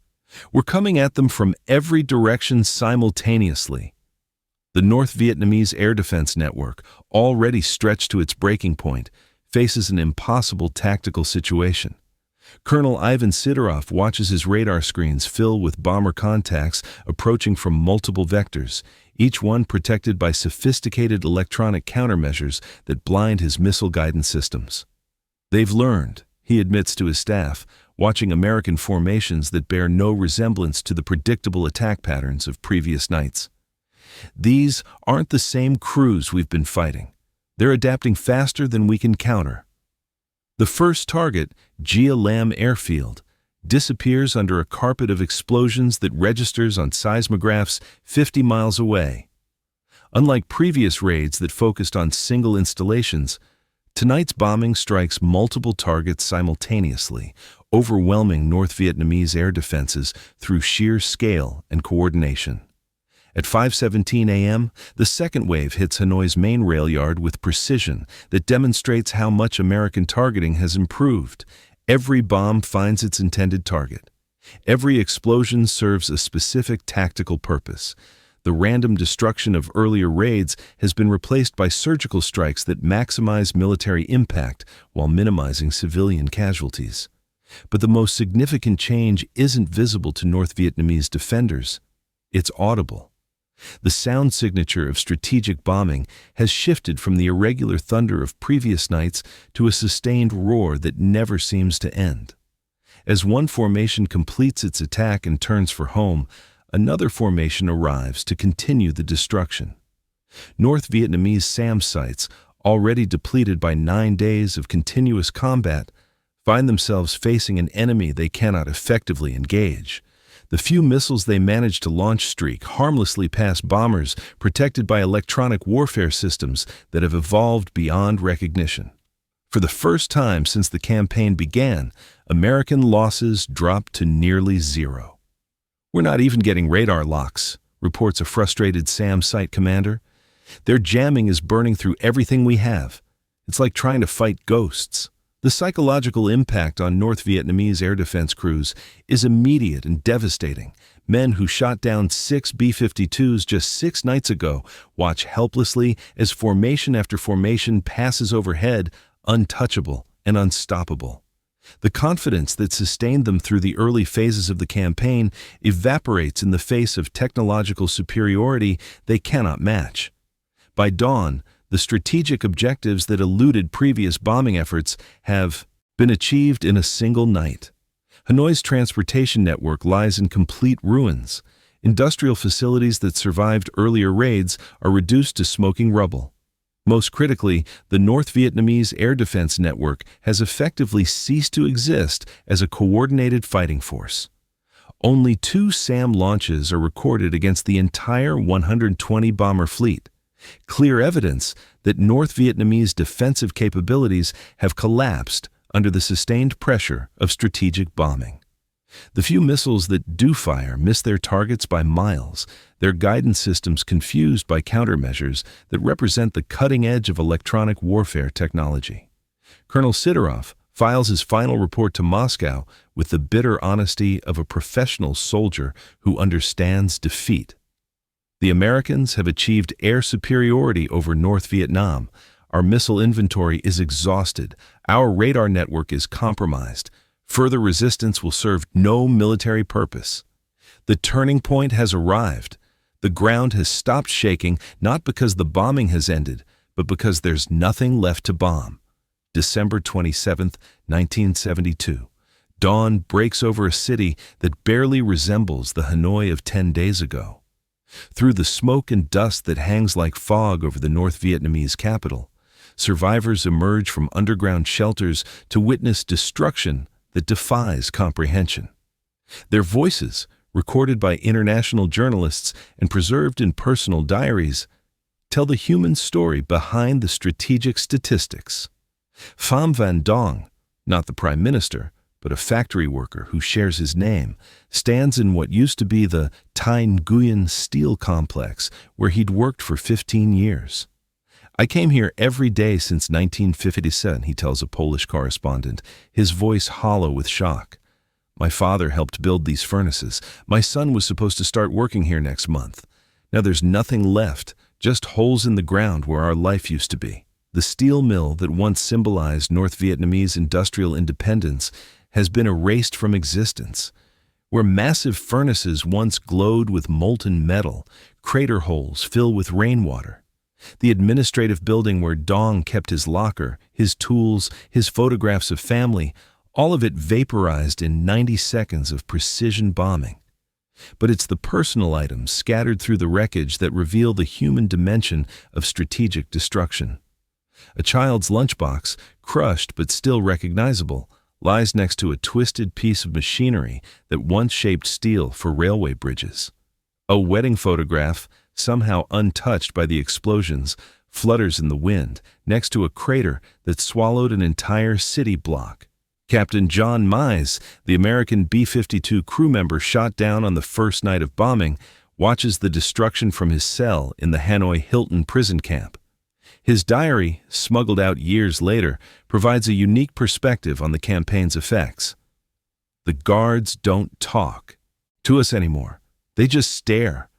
Yesterday, one of them started crying while he was bringing us food. Through the barred windows, we can see the smoke rising from parts of the city we helped destroy. I don't know how to feel about that." The American prisoners of war find themselves in the bizarre position of witnessing their own military's handiwork from the enemy's perspective. The psychological impact proves almost unbearable for men trained to see bombing as an abstract military operation, not as personal devastation visited upon individual families. Nguyen Thi Binh, the schoolteacher whose diary chronicled the early days of bombing, makes her final entry on December 27th. "The children ask me when school will start again. I don't know what to tell them.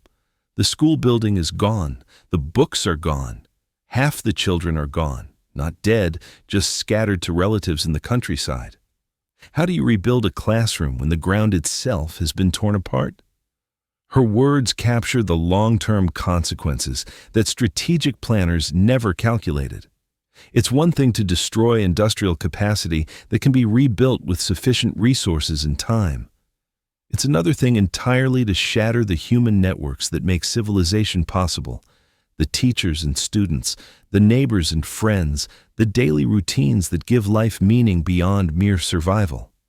Dr. Nguyen Van Duc, the physician who operated his underground clinic throughout the bombing, emerges to find Bach Mai Hospital reduced to rubble and twisted metal.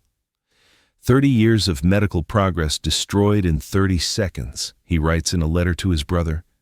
"We saved lives in that basement while death rained from above. Now we have no hospital, no equipment, no medicines, but somehow we still have patients who need our help." The Soviet advisor, Colonel Ivan Sidorov, files his classified report to Moscow with the clinical detachment of a professional soldier, but his personal observations reveal the emotional toll. The North Vietnamese fought with courage that deserves respect, even from their enemies. They maintained discipline under conditions that would have broken most armies. But courage has limits, and those limits have been reached. The voices from the rubble tell a story that military statistics cannot capture. The story of ordinary people caught in the machinery of strategic warfare, struggling to maintain their humanity while their world literally explodes around them. December 30th, 1972. The final accounting begins as Strategic Air Command tallies the human and material cost of Operation Linebacker 2. In sterile Pentagon briefing rooms and smoke-filled offices across Washington, military planners compile statistics that will define how history judges the Christmas bombing. But numbers on classified reports can't capture the full price of Nixon's gamble to force North Vietnam back to the negotiating table. 15 B-52 stratofortresses lie scattered across North Vietnamese countryside. $300 million worth of America's most advanced strategic bombers reduced to twisted metal and scattered wreckage. Each aircraft represented decades of technological development, thousands of hours of crew training, and the industrial might of a superpower committed to ending the Vietnam War on its terms. 93 American airmen paid the ultimate price for Nixon's political calculations. 31 died in the breakup of their aircraft, killed instantly when SAM missiles tore their bombers apart at 30,000 feet. 26 more perished in captivity, victims of torture, medical neglect, or the simple brutality of men pushed beyond their psychological breaking point. 36 survived as prisoners of war, facing years of imprisonment that would leave permanent scars on their minds and bodies. Captain Terry Galonek's crew, lost on the deadliest night of the campaign, left behind 6 wives who became widows on December 20th. 18 children who would grow up without fathers. Parents who buried sons they'd raised to serve their country, never imagining that service would cost everything they had to give. But American losses pale beside the devastation visited upon North Vietnam. Conservative estimates place civilian casualties in the thousands, men, women, and children, who died not because they posed military threats, but because they lived too close to targets that American planners deemed essential to North Vietnamese war-making capacity. The Bach Mai Hospital bombing alone killed 68 people, including doctors, nurses, and patients who died in their beds. The propaganda value of those deaths proved incalculable, turning international opinion against an operation that military leaders claimed was precisely targeted to avoid civilian casualties. Industrial damage assessment reveals the true scope of strategic bombing's impact on North Vietnamese society. 60% of the nation's industrial capacity destroyed in 11 days.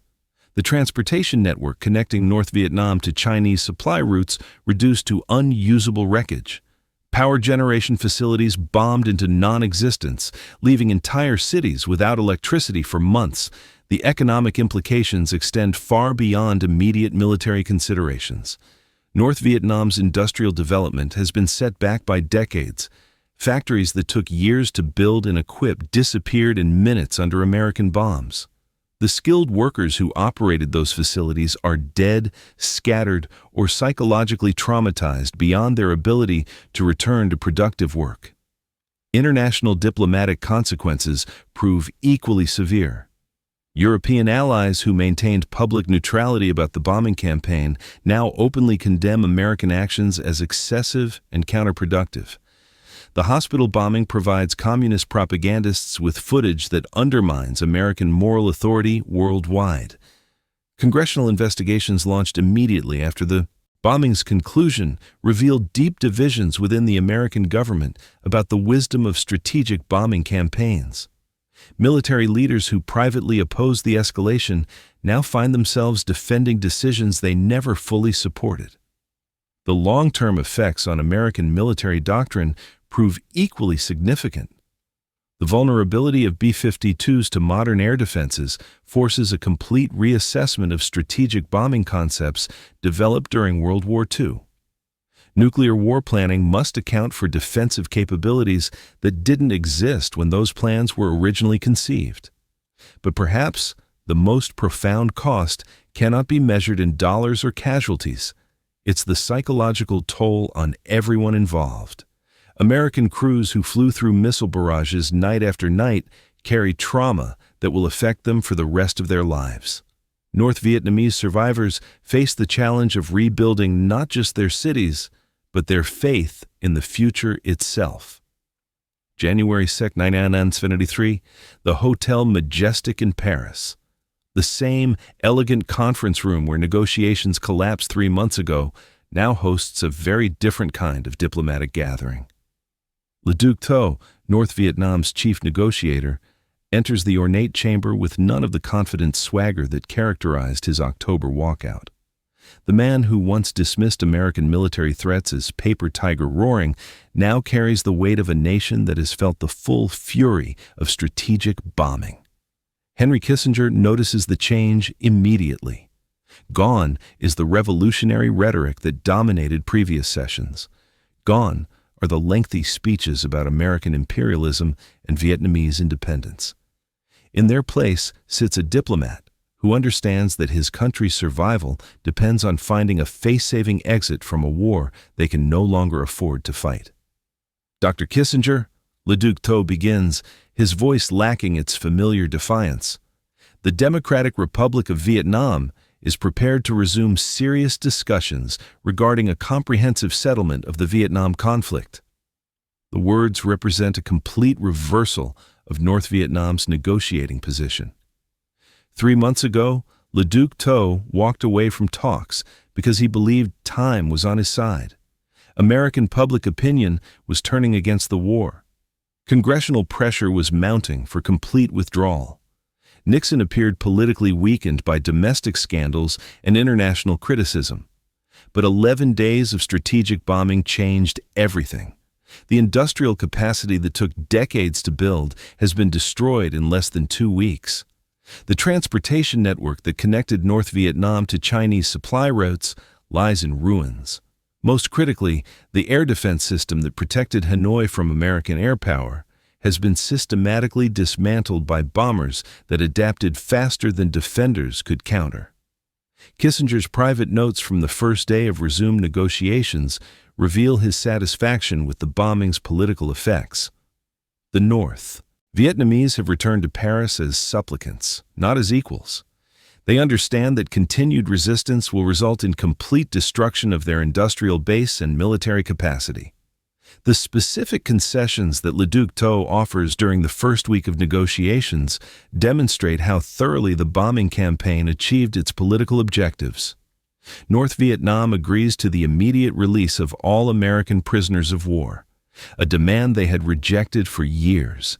They accept the continued existence of South Vietnam as a separate political entity. Most significantly, they abandon their insistence on the immediate withdrawal of all American military advisors.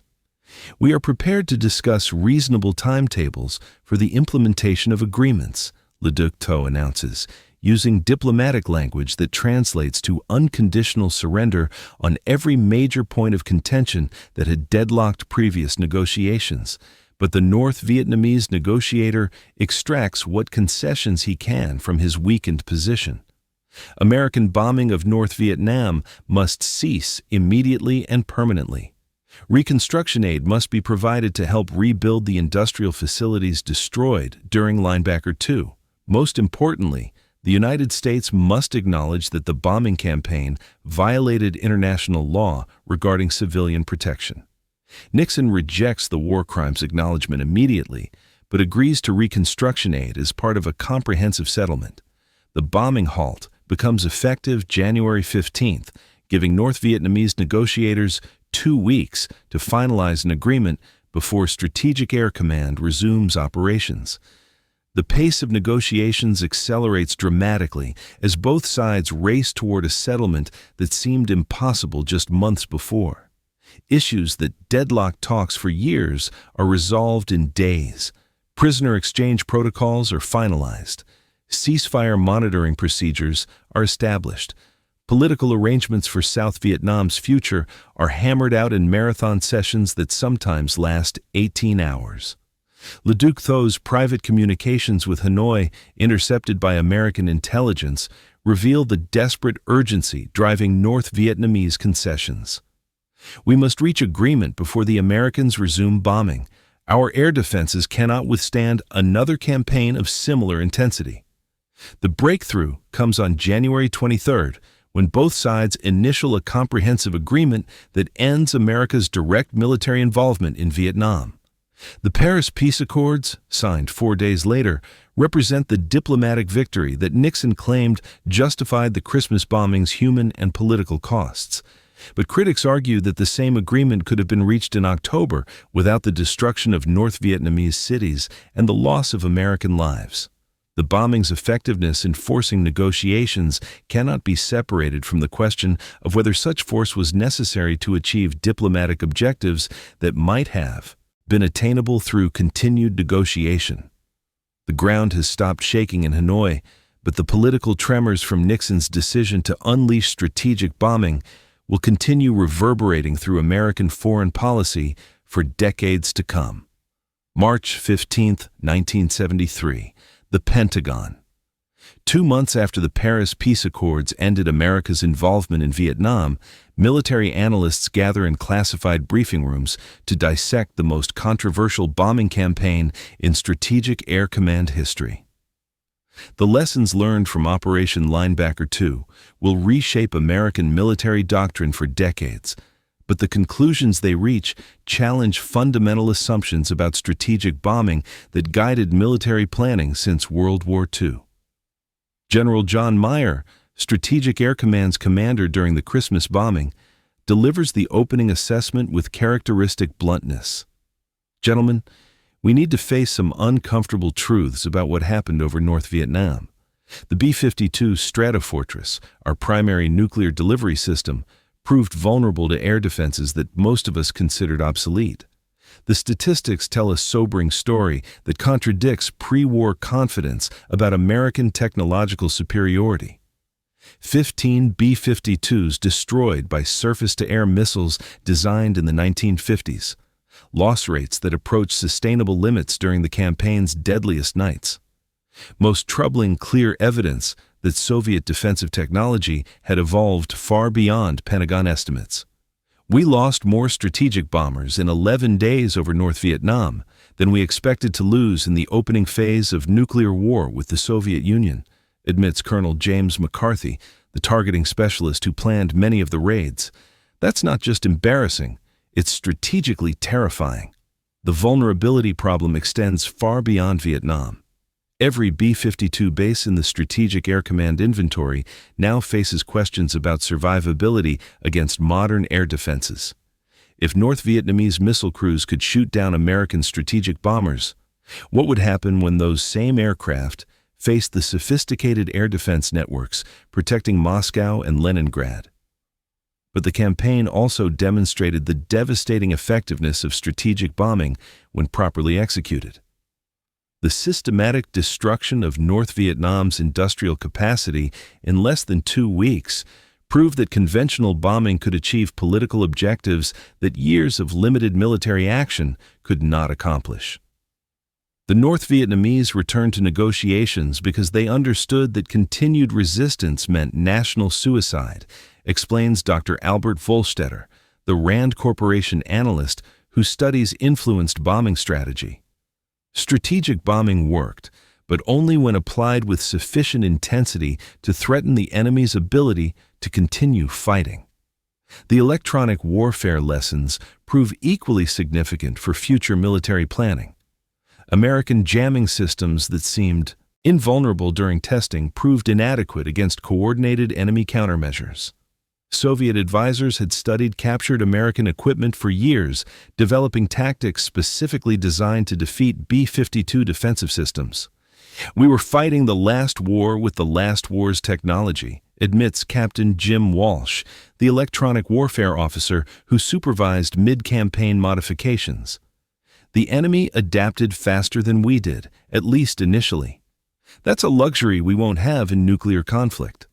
The tactical innovations developed during linebacker-tied attempts, randomized jamming frequencies, continuous chaff corridors, coordinated wild weasel support, become standard procedures for all strategic air command operations. But these modifications represent stopgap solutions to fundamental problems with strategic bombing doctrine. The precision targeting debate reveals deeper philosophical divisions within the American military establishment. Proponents argue that surgical strikes against specific military targets minimize civilian casualties while maximizing political impact. Critics contend that such precision is impossible to achieve under combat conditions, making civilian casualties inevitable. Every bomb that missed its intended target became a war crime in the eyes of international observers, notes Colonel David Hackworth, the decorated infantry officer who emerged as one of the campaign's harshest critics. We can't claim surgical precision when hospitals are being destroyed by navigation errors. The civilian casualty problem forces a complete reassessment of nuclear war planning. If strategic bombers cannot distinguish between military and civilian targets under combat stress, what does that mean for nuclear doctrine that depends on controlled escalation and limited strikes?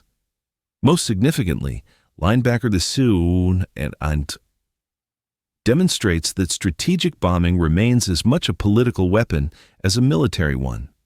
The campaign's success in forcing North Vietnamese negotiations had less to do with destroying military targets than with convincing enemy leadership that continued resistance was futile.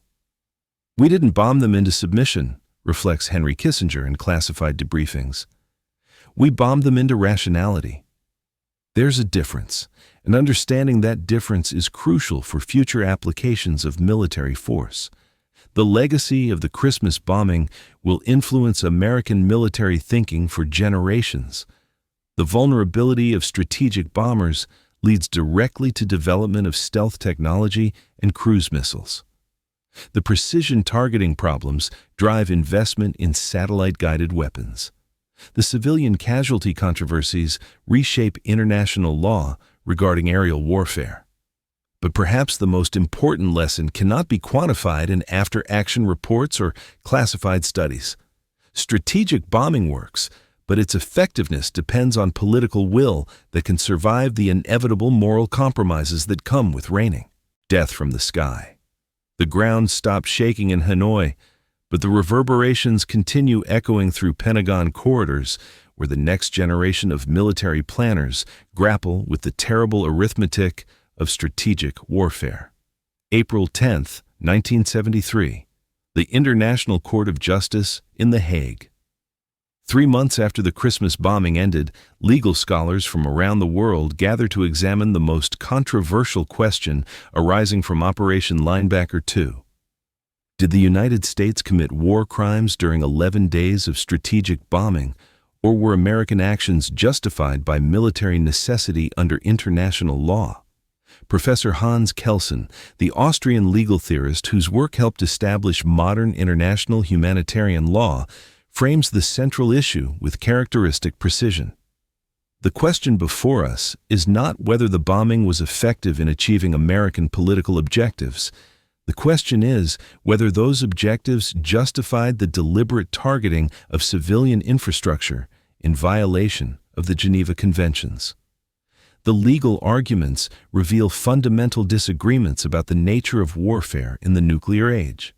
American defenders of the bombing campaign argue that every target struck during Linebacker the Stew served legitimate military purposes.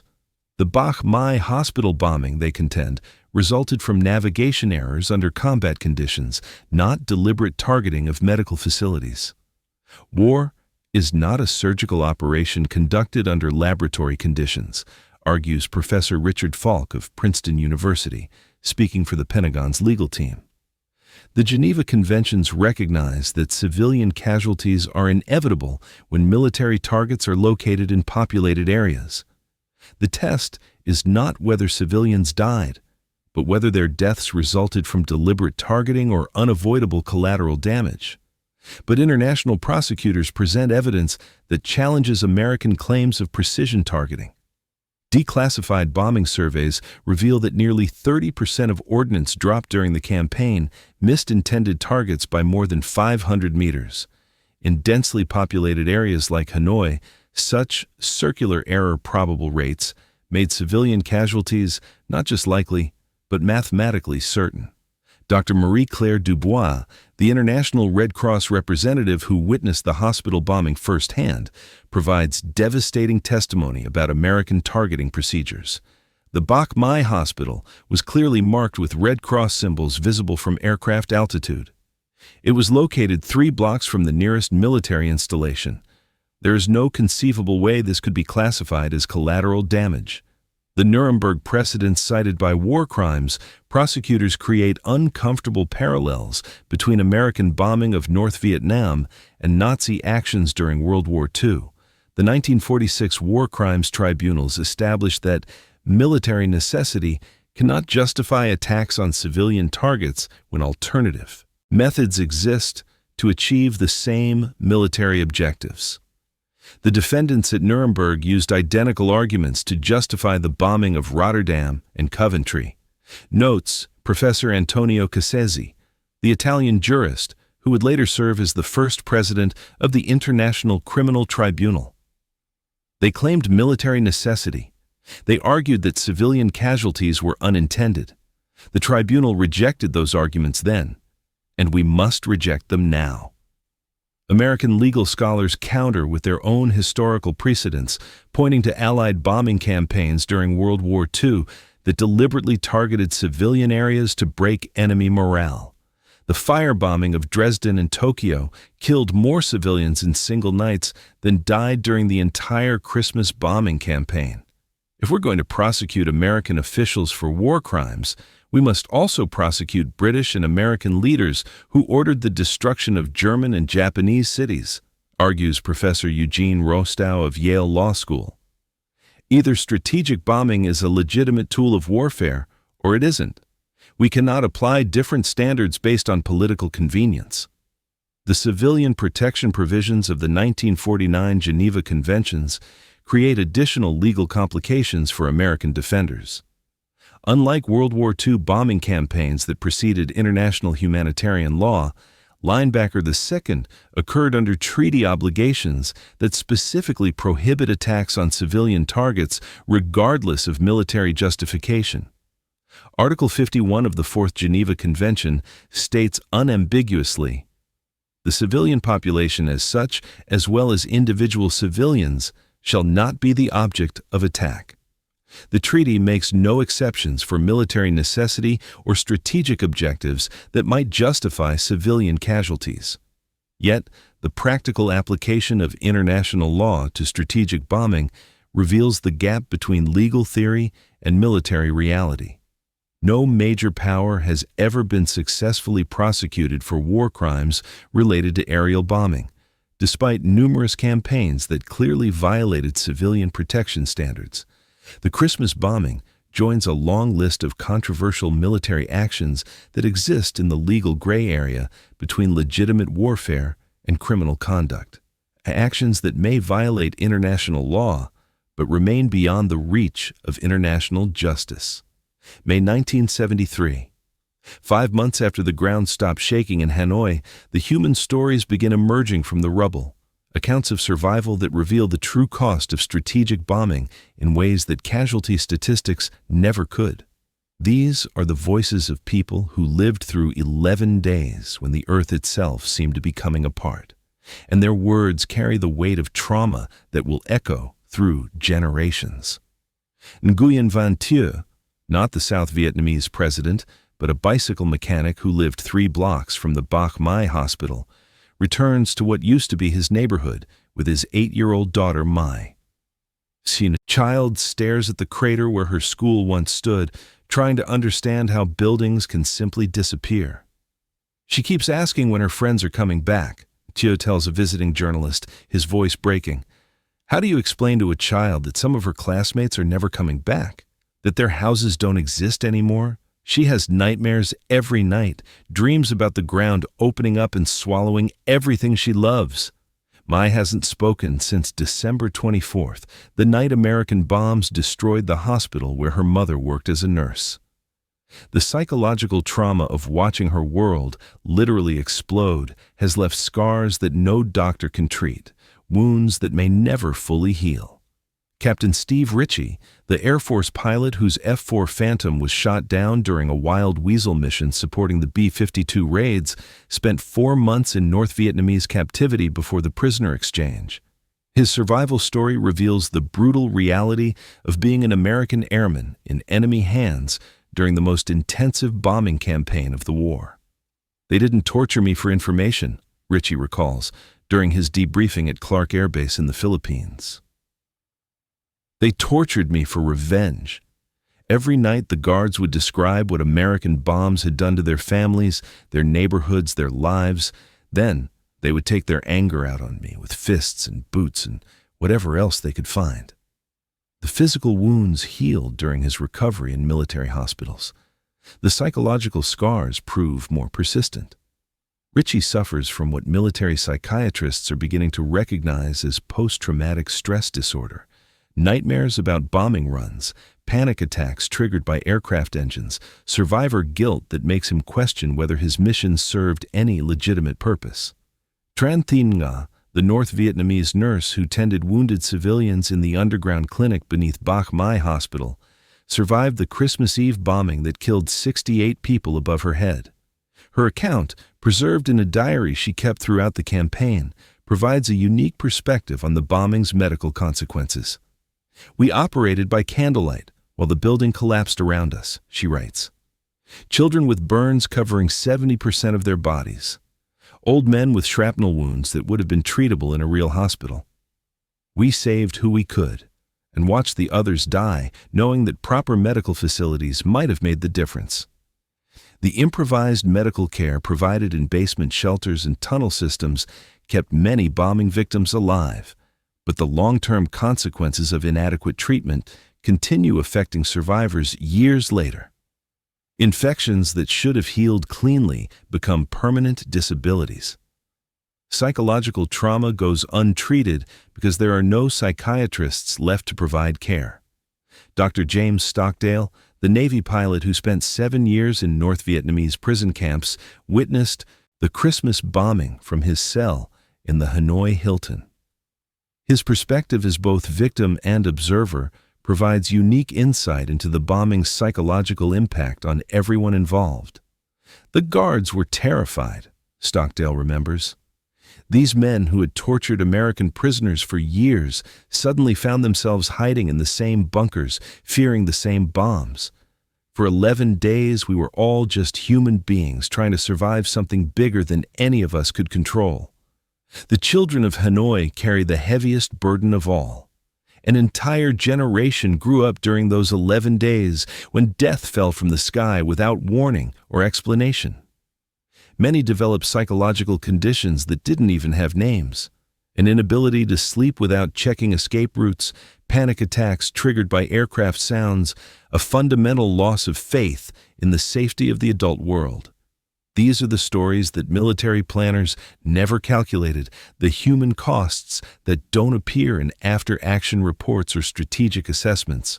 The ground has stopped shaking, but the people who lived through those 11 days will carry the tremors inside themselves for the rest of their lives.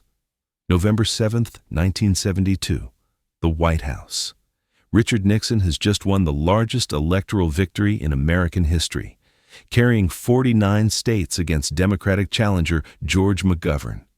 But in the Oval Office, surrounded by the trappings of political triumph, the president faces a Vietnam problem that threatens to overshadow his domestic achievements and define his historical legacy.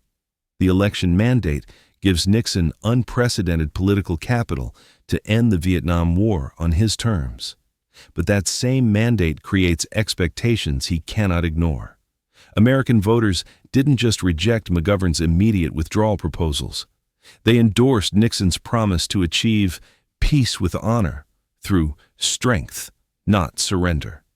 The American people have spoken, Nixon tells his inner circle during a post-election strategy session.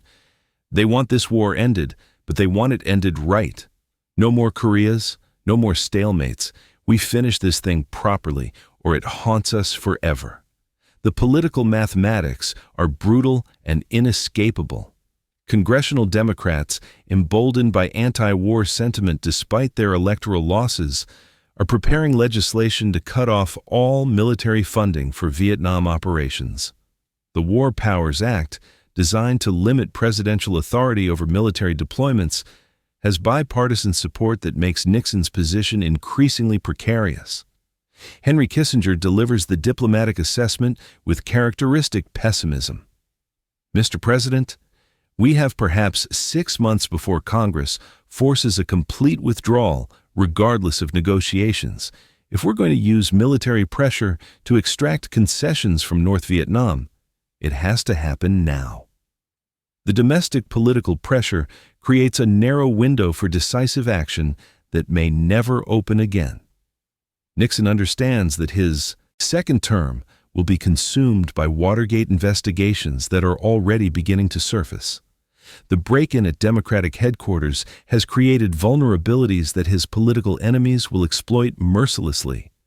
Vietnam represents his last chance to secure a foreign policy victory that might overshadow domestic scandals. But the Christmas bombing also carries enormous political risks that terrify even Nixon's most loyal advisors. International allies have already expressed private concerns about American bombing escalation. European leaders who supported Nixon's earlier military decisions are backing away from policies that seem increasingly disconnected from diplomatic reality. The media coverage turns increasingly hostile as the bombing campaign extends beyond its original timeline. Walter Cronkite, the most trusted voice in American journalism, delivers nightly reports that frame the Christmas bombing as a moral catastrophe that undermines American credibility worldwide. The president has chosen to celebrate the birth of the Prince of Peace with the most intensive bombing campaign in human history. Cronkite tells 20 million viewers on December 22nd. This is not the America that leads the world through moral example. Anti-war protests reach new intensity levels that surprise even veteran organizers. The symbolic power of bombing during Christmas creates emotional reactions that transcend traditional political divisions. Religious leaders who previously supported Nixon's Vietnam policies now condemn the timing as sacrilegious. Nixon's approval ratings plummet from their post-election highs as graphic footage of hospital bombings dominates television news coverage. The Bach Mai hospital incident provides his political enemies with images that no amount of Pentagon briefings can overcome. Congressional leaders from both parties demand immediate explanations for bombing decisions that seem to violate Nixon's own promises about limiting civilian casualties. As Senate Majority Leader Mike Mansfield threatens hearings that could expose classified details about targeting procedures and rules of engagement. Yet Nixon refuses to back down despite mounting political pressure that threatens his second-term agenda. The president calculates that short-term political damage is acceptable if the bombing forces a negotiated settlement that ends American involvement in Vietnam permanently. Let them protest, Nixon tells his staff during the campaign's darkest moments. Let Congress threaten investigations. If this bombing brings our boys home and keeps South Vietnam free, history will vindicate everything we've done here. The gamble succeeds beyond Nixon's most optimistic projections, but the political price proves higher than anyone anticipated. December 1972. Across the Pacific, in laboratories and workshops that never sleep, the Christmas bombing triggers the most intensive military technology race since the Manhattan Project. Every Dasue night, American bombers return with electronic intelligence that reveals new North Vietnamese countermeasures. Every day, Soviet advisors rush upgraded defensive systems to Hanoi. The 11-day campaign becomes a real-time laboratory where innovation cycles compress from years to hours. At Offutt Air Force Base in Nebraska, Strategic Air Command's electronic warfare specialists work around the clock to decode intercepted North Vietnamese radio transmissions. The intelligence they gather paints a disturbing picture of enemy adaptation that's happening faster than anyone thought possible. They're learning from every mission, reports Colonel Mike Torres, the electronic warfare officer who analyzed radar intercept data from the first week of bombing. Monday night, they fire missiles randomly. Tuesday night, they're timing launches to exploit gaps in our jamming cycles. By Wednesday, they figured out our chaff dispensing patterns. The Soviet contribution to North Vietnamese defenses proves far more sophisticated than American intelligence estimated. Colonel Ivan Sidorov isn't just coordinating missile launches. He's implementing real-time modifications to SA-2 guidance systems based on captured American electronic warfare equipment. In underground workshops beneath Hanoi, Soviet technicians work with North Vietnamese engineers to modify missile seekers that can burn through American jamming. They analyze wreckage from shot-down B-52s, reverse engineering defensive systems that took American contractors years to develop. Every bomber we shoot down gives us another piece of the puzzle, Sidorov reports to Moscow in encrypted communications intercepted by the National Security Agency. The Americans have excellent individual components, but their system integration has exploitable weaknesses. The technology race accelerates when North Vietnamese missile crews demonstrate they can coordinate multiple SAM sites to create overlapping fields of fire that defeat electronic countermeasures. American jamming systems designed to handle single-site threats prove inadequate against coordinated attacks from multiple directions. At Wright-Patterson Air Force Base in Ohio, Air Force Systems Command engineers work 18-hour shifts to develop countermeasures for threats that didn't exist in their technical manuals. The QRC-160 jamming system gets emergency modifications that change its operating frequencies every few seconds instead of every few minutes. We're essentially teaching our aircraft to have electronic conversations with enemy missiles, explains Dr. Robert Price, the civilian contractor who designed the upgraded systems. When their missiles say, "I see you," our jammers respond with, "No, you don't," in languages that change faster than they can adapt. The chaff dispensing modifications prove equally critical. Instead of releasing metallic strips in predetermined patterns, the new systems create continuous clouds of radar-reflecting material that blind enemy guidance systems for extended periods. More importantly, The chaff is now mixed with active electronic decoys that create false targets to confuse missile guidance computers. But the most significant innovation comes from an unexpected source: the bomber crews themselves. Captain Bob Surton's navigator discovers that North Vietnamese missile sites have predictable radar scan patterns that can be exploited through precise timing of defensive maneuvers. If we turn exactly 12 seconds after they lock onto us, their missiles lose track, he explains during an emergency briefing. It's not in any manual, but it works. The question is whether we can teach this to every crew before tomorrow night's mission. The tactical innovation spreads through the bomber fleet faster than official training programs could manage. Crew chiefs brief pilots on enemy radar patterns. Electronic warfare officers share jamming frequencies that proved effective.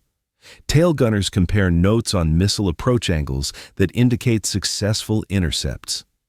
The technology war reaches its climax when American electronic warfare systems achieve complete spectrum dominance over North Vietnamese defenses. By December 26th, enemy missile sites can no longer maintain radar locks long enough to guide their weapons to target. The ground stops shaking, not because the bombing ends, but because the defenders can no longer fight back effectively. Technology has decided the outcome of strategic warfare. December 19, 1972, the United Nations Security Council chambers in New York. Emergency session lights burn through the night as diplomats from around the world gather to address what many are calling the most controversial military action since the Cuban Missile Crisis. The Christmas bombing has triggered a diplomatic crisis that threatens to isolate the United States from its closest allies and reshape international relationships for decades. Soviet Ambassador Yakov Malik rises to address the emergency session with barely contained fury. The American imperialists have chosen to celebrate the season of peace by unleashing unprecedented terror upon the people of North Vietnam. This barbaric campaign violates every principle of international law and human decency. The Soviet Union's response goes far beyond diplomatic rhetoric. In classified communications intercepted by American intelligence, Moscow orders emergency military aid shipments to North Vietnam that include advanced surface-to-air missiles and electronic warfare equipment. More ominously, Soviet naval forces in the Pacific begin shadowing American supply ships heading toward Southeast Asia. The Americans have crossed a line, Soviet Premier Leonid Brezhnev tells the Politburo in emergency session. If we allow this level of destruction to go unanswered, every socialist nation becomes vulnerable to American strategic bombing. We must respond, but carefully. Nuclear war serves no one's interests. The response from America's NATO allies proves equally damaging to Nixon's international standing. British Prime Minister Edward Heath, previously supportive of American Vietnam policies, issues a statement that distances Britain from the bombing campaign. Her Majesty's government cannot support military actions that appear to target civilian infrastructure in violation of the Geneva Conventions. French President Georges Pompidou goes further, recalling the French ambassador from Washington in protest. The bombing of hospitals and schools cannot be justified by any military objective, he announces at a press conference that receives worldwide coverage. France calls upon all civilized nations to condemn these actions. The diplomatic isolation extends to America's closest regional allies. Australian Prime Minister Gough Whitlam, elected just weeks earlier on a platform of ending Australian involvement in Vietnam, announces that Australia will provide no further military support for American operations in Southeast Asia. The Christmas bombing represents everything that is wrong with American military intervention, Whitlam declares to Parliament. Australia cannot and will not be associated with actions that bring shame upon the Western alliance. The international media coverage proves devastating to American moral authority worldwide.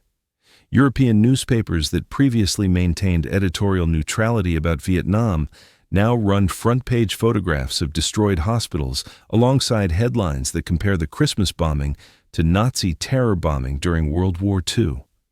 Le Monde, France's newspaper of record, publishes an editorial that captures the international mood. The United States has forfeited its claim to moral leadership of the free world. A nation that bombs hospitals in the name of peace has lost its way.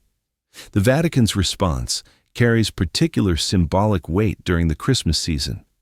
Pope Paul VI issues a rare public condemnation of the bombing campaign, calling it a violation of the sacred principle that civilian populations must be protected during warfare. The Prince of Peace weeps to see his birthday marked by such violence, the Pope declares during his Christmas Eve address. We call upon all Christian nations to work for an immediate end to this campaign of destruction. Third world nations that previously remained neutral in the Cold War begin aligning more closely with Soviet positions as a result of the bombing. The non-aligned movement, led by Yugoslavia's Josip Broz Tito and Egypt's Anwar Sadat, issues a joint statement condemning American actions as state terrorism against a smaller nation. The diplomatic consequences extend far beyond immediate condemnation. European allies begin questioning American judgment on nuclear weapons policy, wondering whether a nation that would bomb hospitals might also be willing to use nuclear weapons in regional conflicts. NATO planning documents from early 1973 reveal growing European concerns about American reliability as an alliance partner. The Christmas bombing demonstrates a level of military recklessness that calls into question American decision-making processes, notes a classified British assessment. The long-term damage to American soft power proves incalculable. The United States entered the Vietnam War as the moral leader of the free world, champion of democracy and human rights. The Christmas bombing marks the moment when that moral authority begins its permanent decline. International public opinion polls conducted in early 1973 showed dramatic drops in favorable attitudes toward the United States across Europe, Asia, and Latin America. The bombing has accomplished what years of Soviet propaganda could not, turning America's closest allies into critics of American foreign policy. The ground may have stopped shaking in Hanoi, but the diplomatic tremors continue reverberating through international relationships that will never fully recover from 11 days when America bombed its way to isolation. December 29, 1972. 3:30 a.m. local time, Andersen Air Force Base, Guam. The last B-52 Stratofortresses of Operation Linebacker II taxi toward runways that have seen more strategic bombing activity in 11 days than most air bases witness in decades.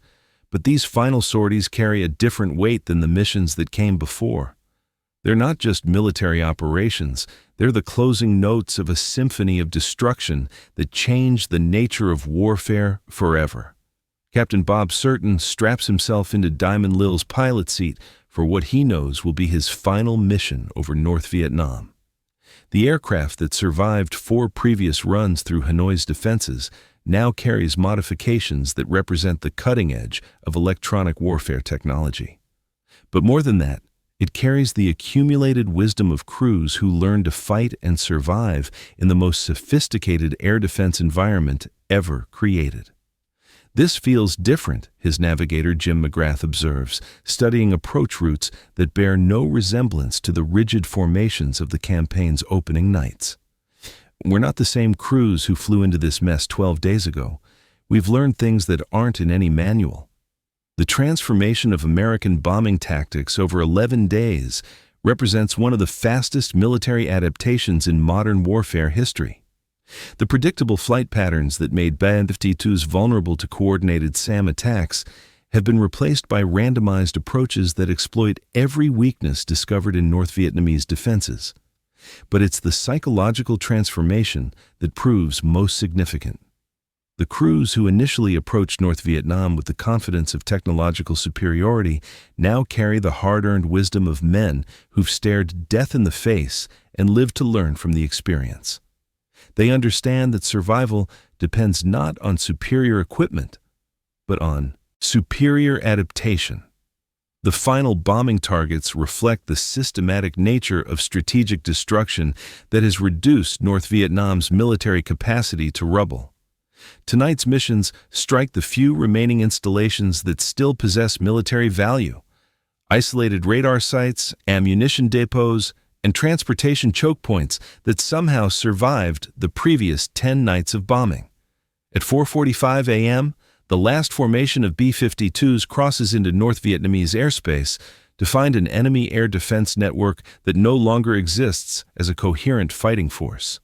The SAM sites that launched hundreds of missiles during the campaign's early nights now sit silent, their operators either dead, scattered, or simply out of missiles to fire.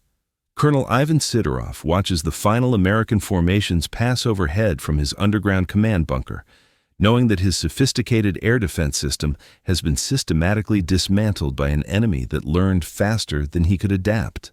The radar screens that once tracked dozens of incoming bombers now show empty sky broken only by electronic ghosts created by American jamming systems. "It's over," he tells his remaining staff with the quiet dignity of a professional soldier who understands defeat. "We fought well, but they fought better. More importantly, they learned faster than we could teach them new lessons." The bombing accuracy of these final missions demonstrates how much American targeting has improved through combat experience. Every bomb finds its intended target. Every explosion serves a specific military purpose. The random destruction that characterized earlier raids has been replaced by surgical precision that maximizes military impact while minimizing civilian casualties. Captain Steve Ritchie, flying Wild Weasel support for the final bomber formations, searches for SAM sites to suppress, but finds only silence on his threat warning receivers. The sophisticated electronic warfare environment that nearly killed him on previous missions has been reduced to scattered radar emissions from equipment too damaged to pose serious threats. At 6:30 a.m., the last B-52 clears North Vietnamese airspace and turns toward home. Behind them, the sun rises over a country that has been fundamentally transformed by 11 days of strategic bombing. The industrial capacity that took decades to build lies in ruins. The transportation network that connected North Vietnam to its allies has been severed. Most significantly, the political will that sustained 4 years of defiance against American military pressure has finally been broken. The ground has stopped shaking, not because the bombs have stopped falling, but because there's nothing left worth bombing. Strategic objectives that seemed impossible to achieve through years of limited military action have been accomplished in less than 2 weeks of sustained bombing at maximum intensity. Nixon's gamble has succeeded, but at a cost that will haunt American foreign policy for generations. January 27, 1973. The Hotel Majestic, Paris. Henry Kissinger and LeDuc Tho signed the Paris Peace Accords that formally end America's involvement in the Vietnam War. The document represents the diplomatic victory that Nixon claimed justified 11 days of strategic bombing. But the ink is barely dry before critics begin questioning whether the same agreement could have been reached without destroying North Vietnamese cities. The immediate consequences of the Christmas bombing extend far beyond the negotiating table. Operation Homecoming begins in February, with 591 American prisoners of war returning from North Vietnamese captivity. These men, some held for nearly 8 years, provide first-hand accounts of how the bombing affected their captors and their own treatment. Colonel Robinson Rissner, shot down in 1965 and held at the Hanoi Hilton throughout the Christmas bombing, describes the transformation he witnessed. The guards who had tortured us for years suddenly became human beings hiding in the same bunkers. For 11 days, we were all just people trying to survive something bigger than any of us. But the returning POWs also carried disturbing accounts of increased brutality during the bombing campaign. Several prisoners report beatings and torture sessions that coincided with particularly destructive raids.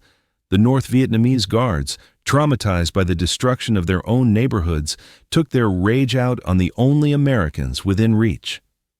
North Vietnam begins the massive reconstruction effort with Soviet assistance that will reshape the country's relationship with Moscow for decades.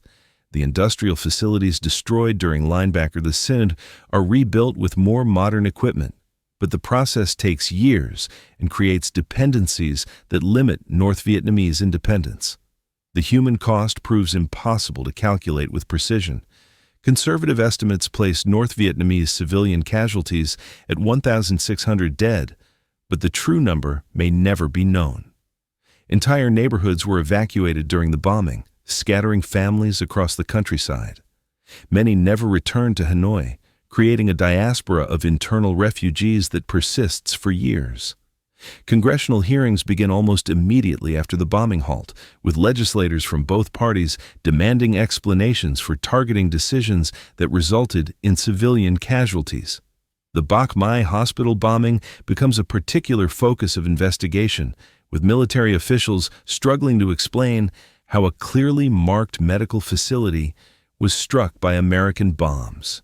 Senator William Fulbright, chairman of the Foreign Relations Committee, delivers a scathing assessment during televised hearings.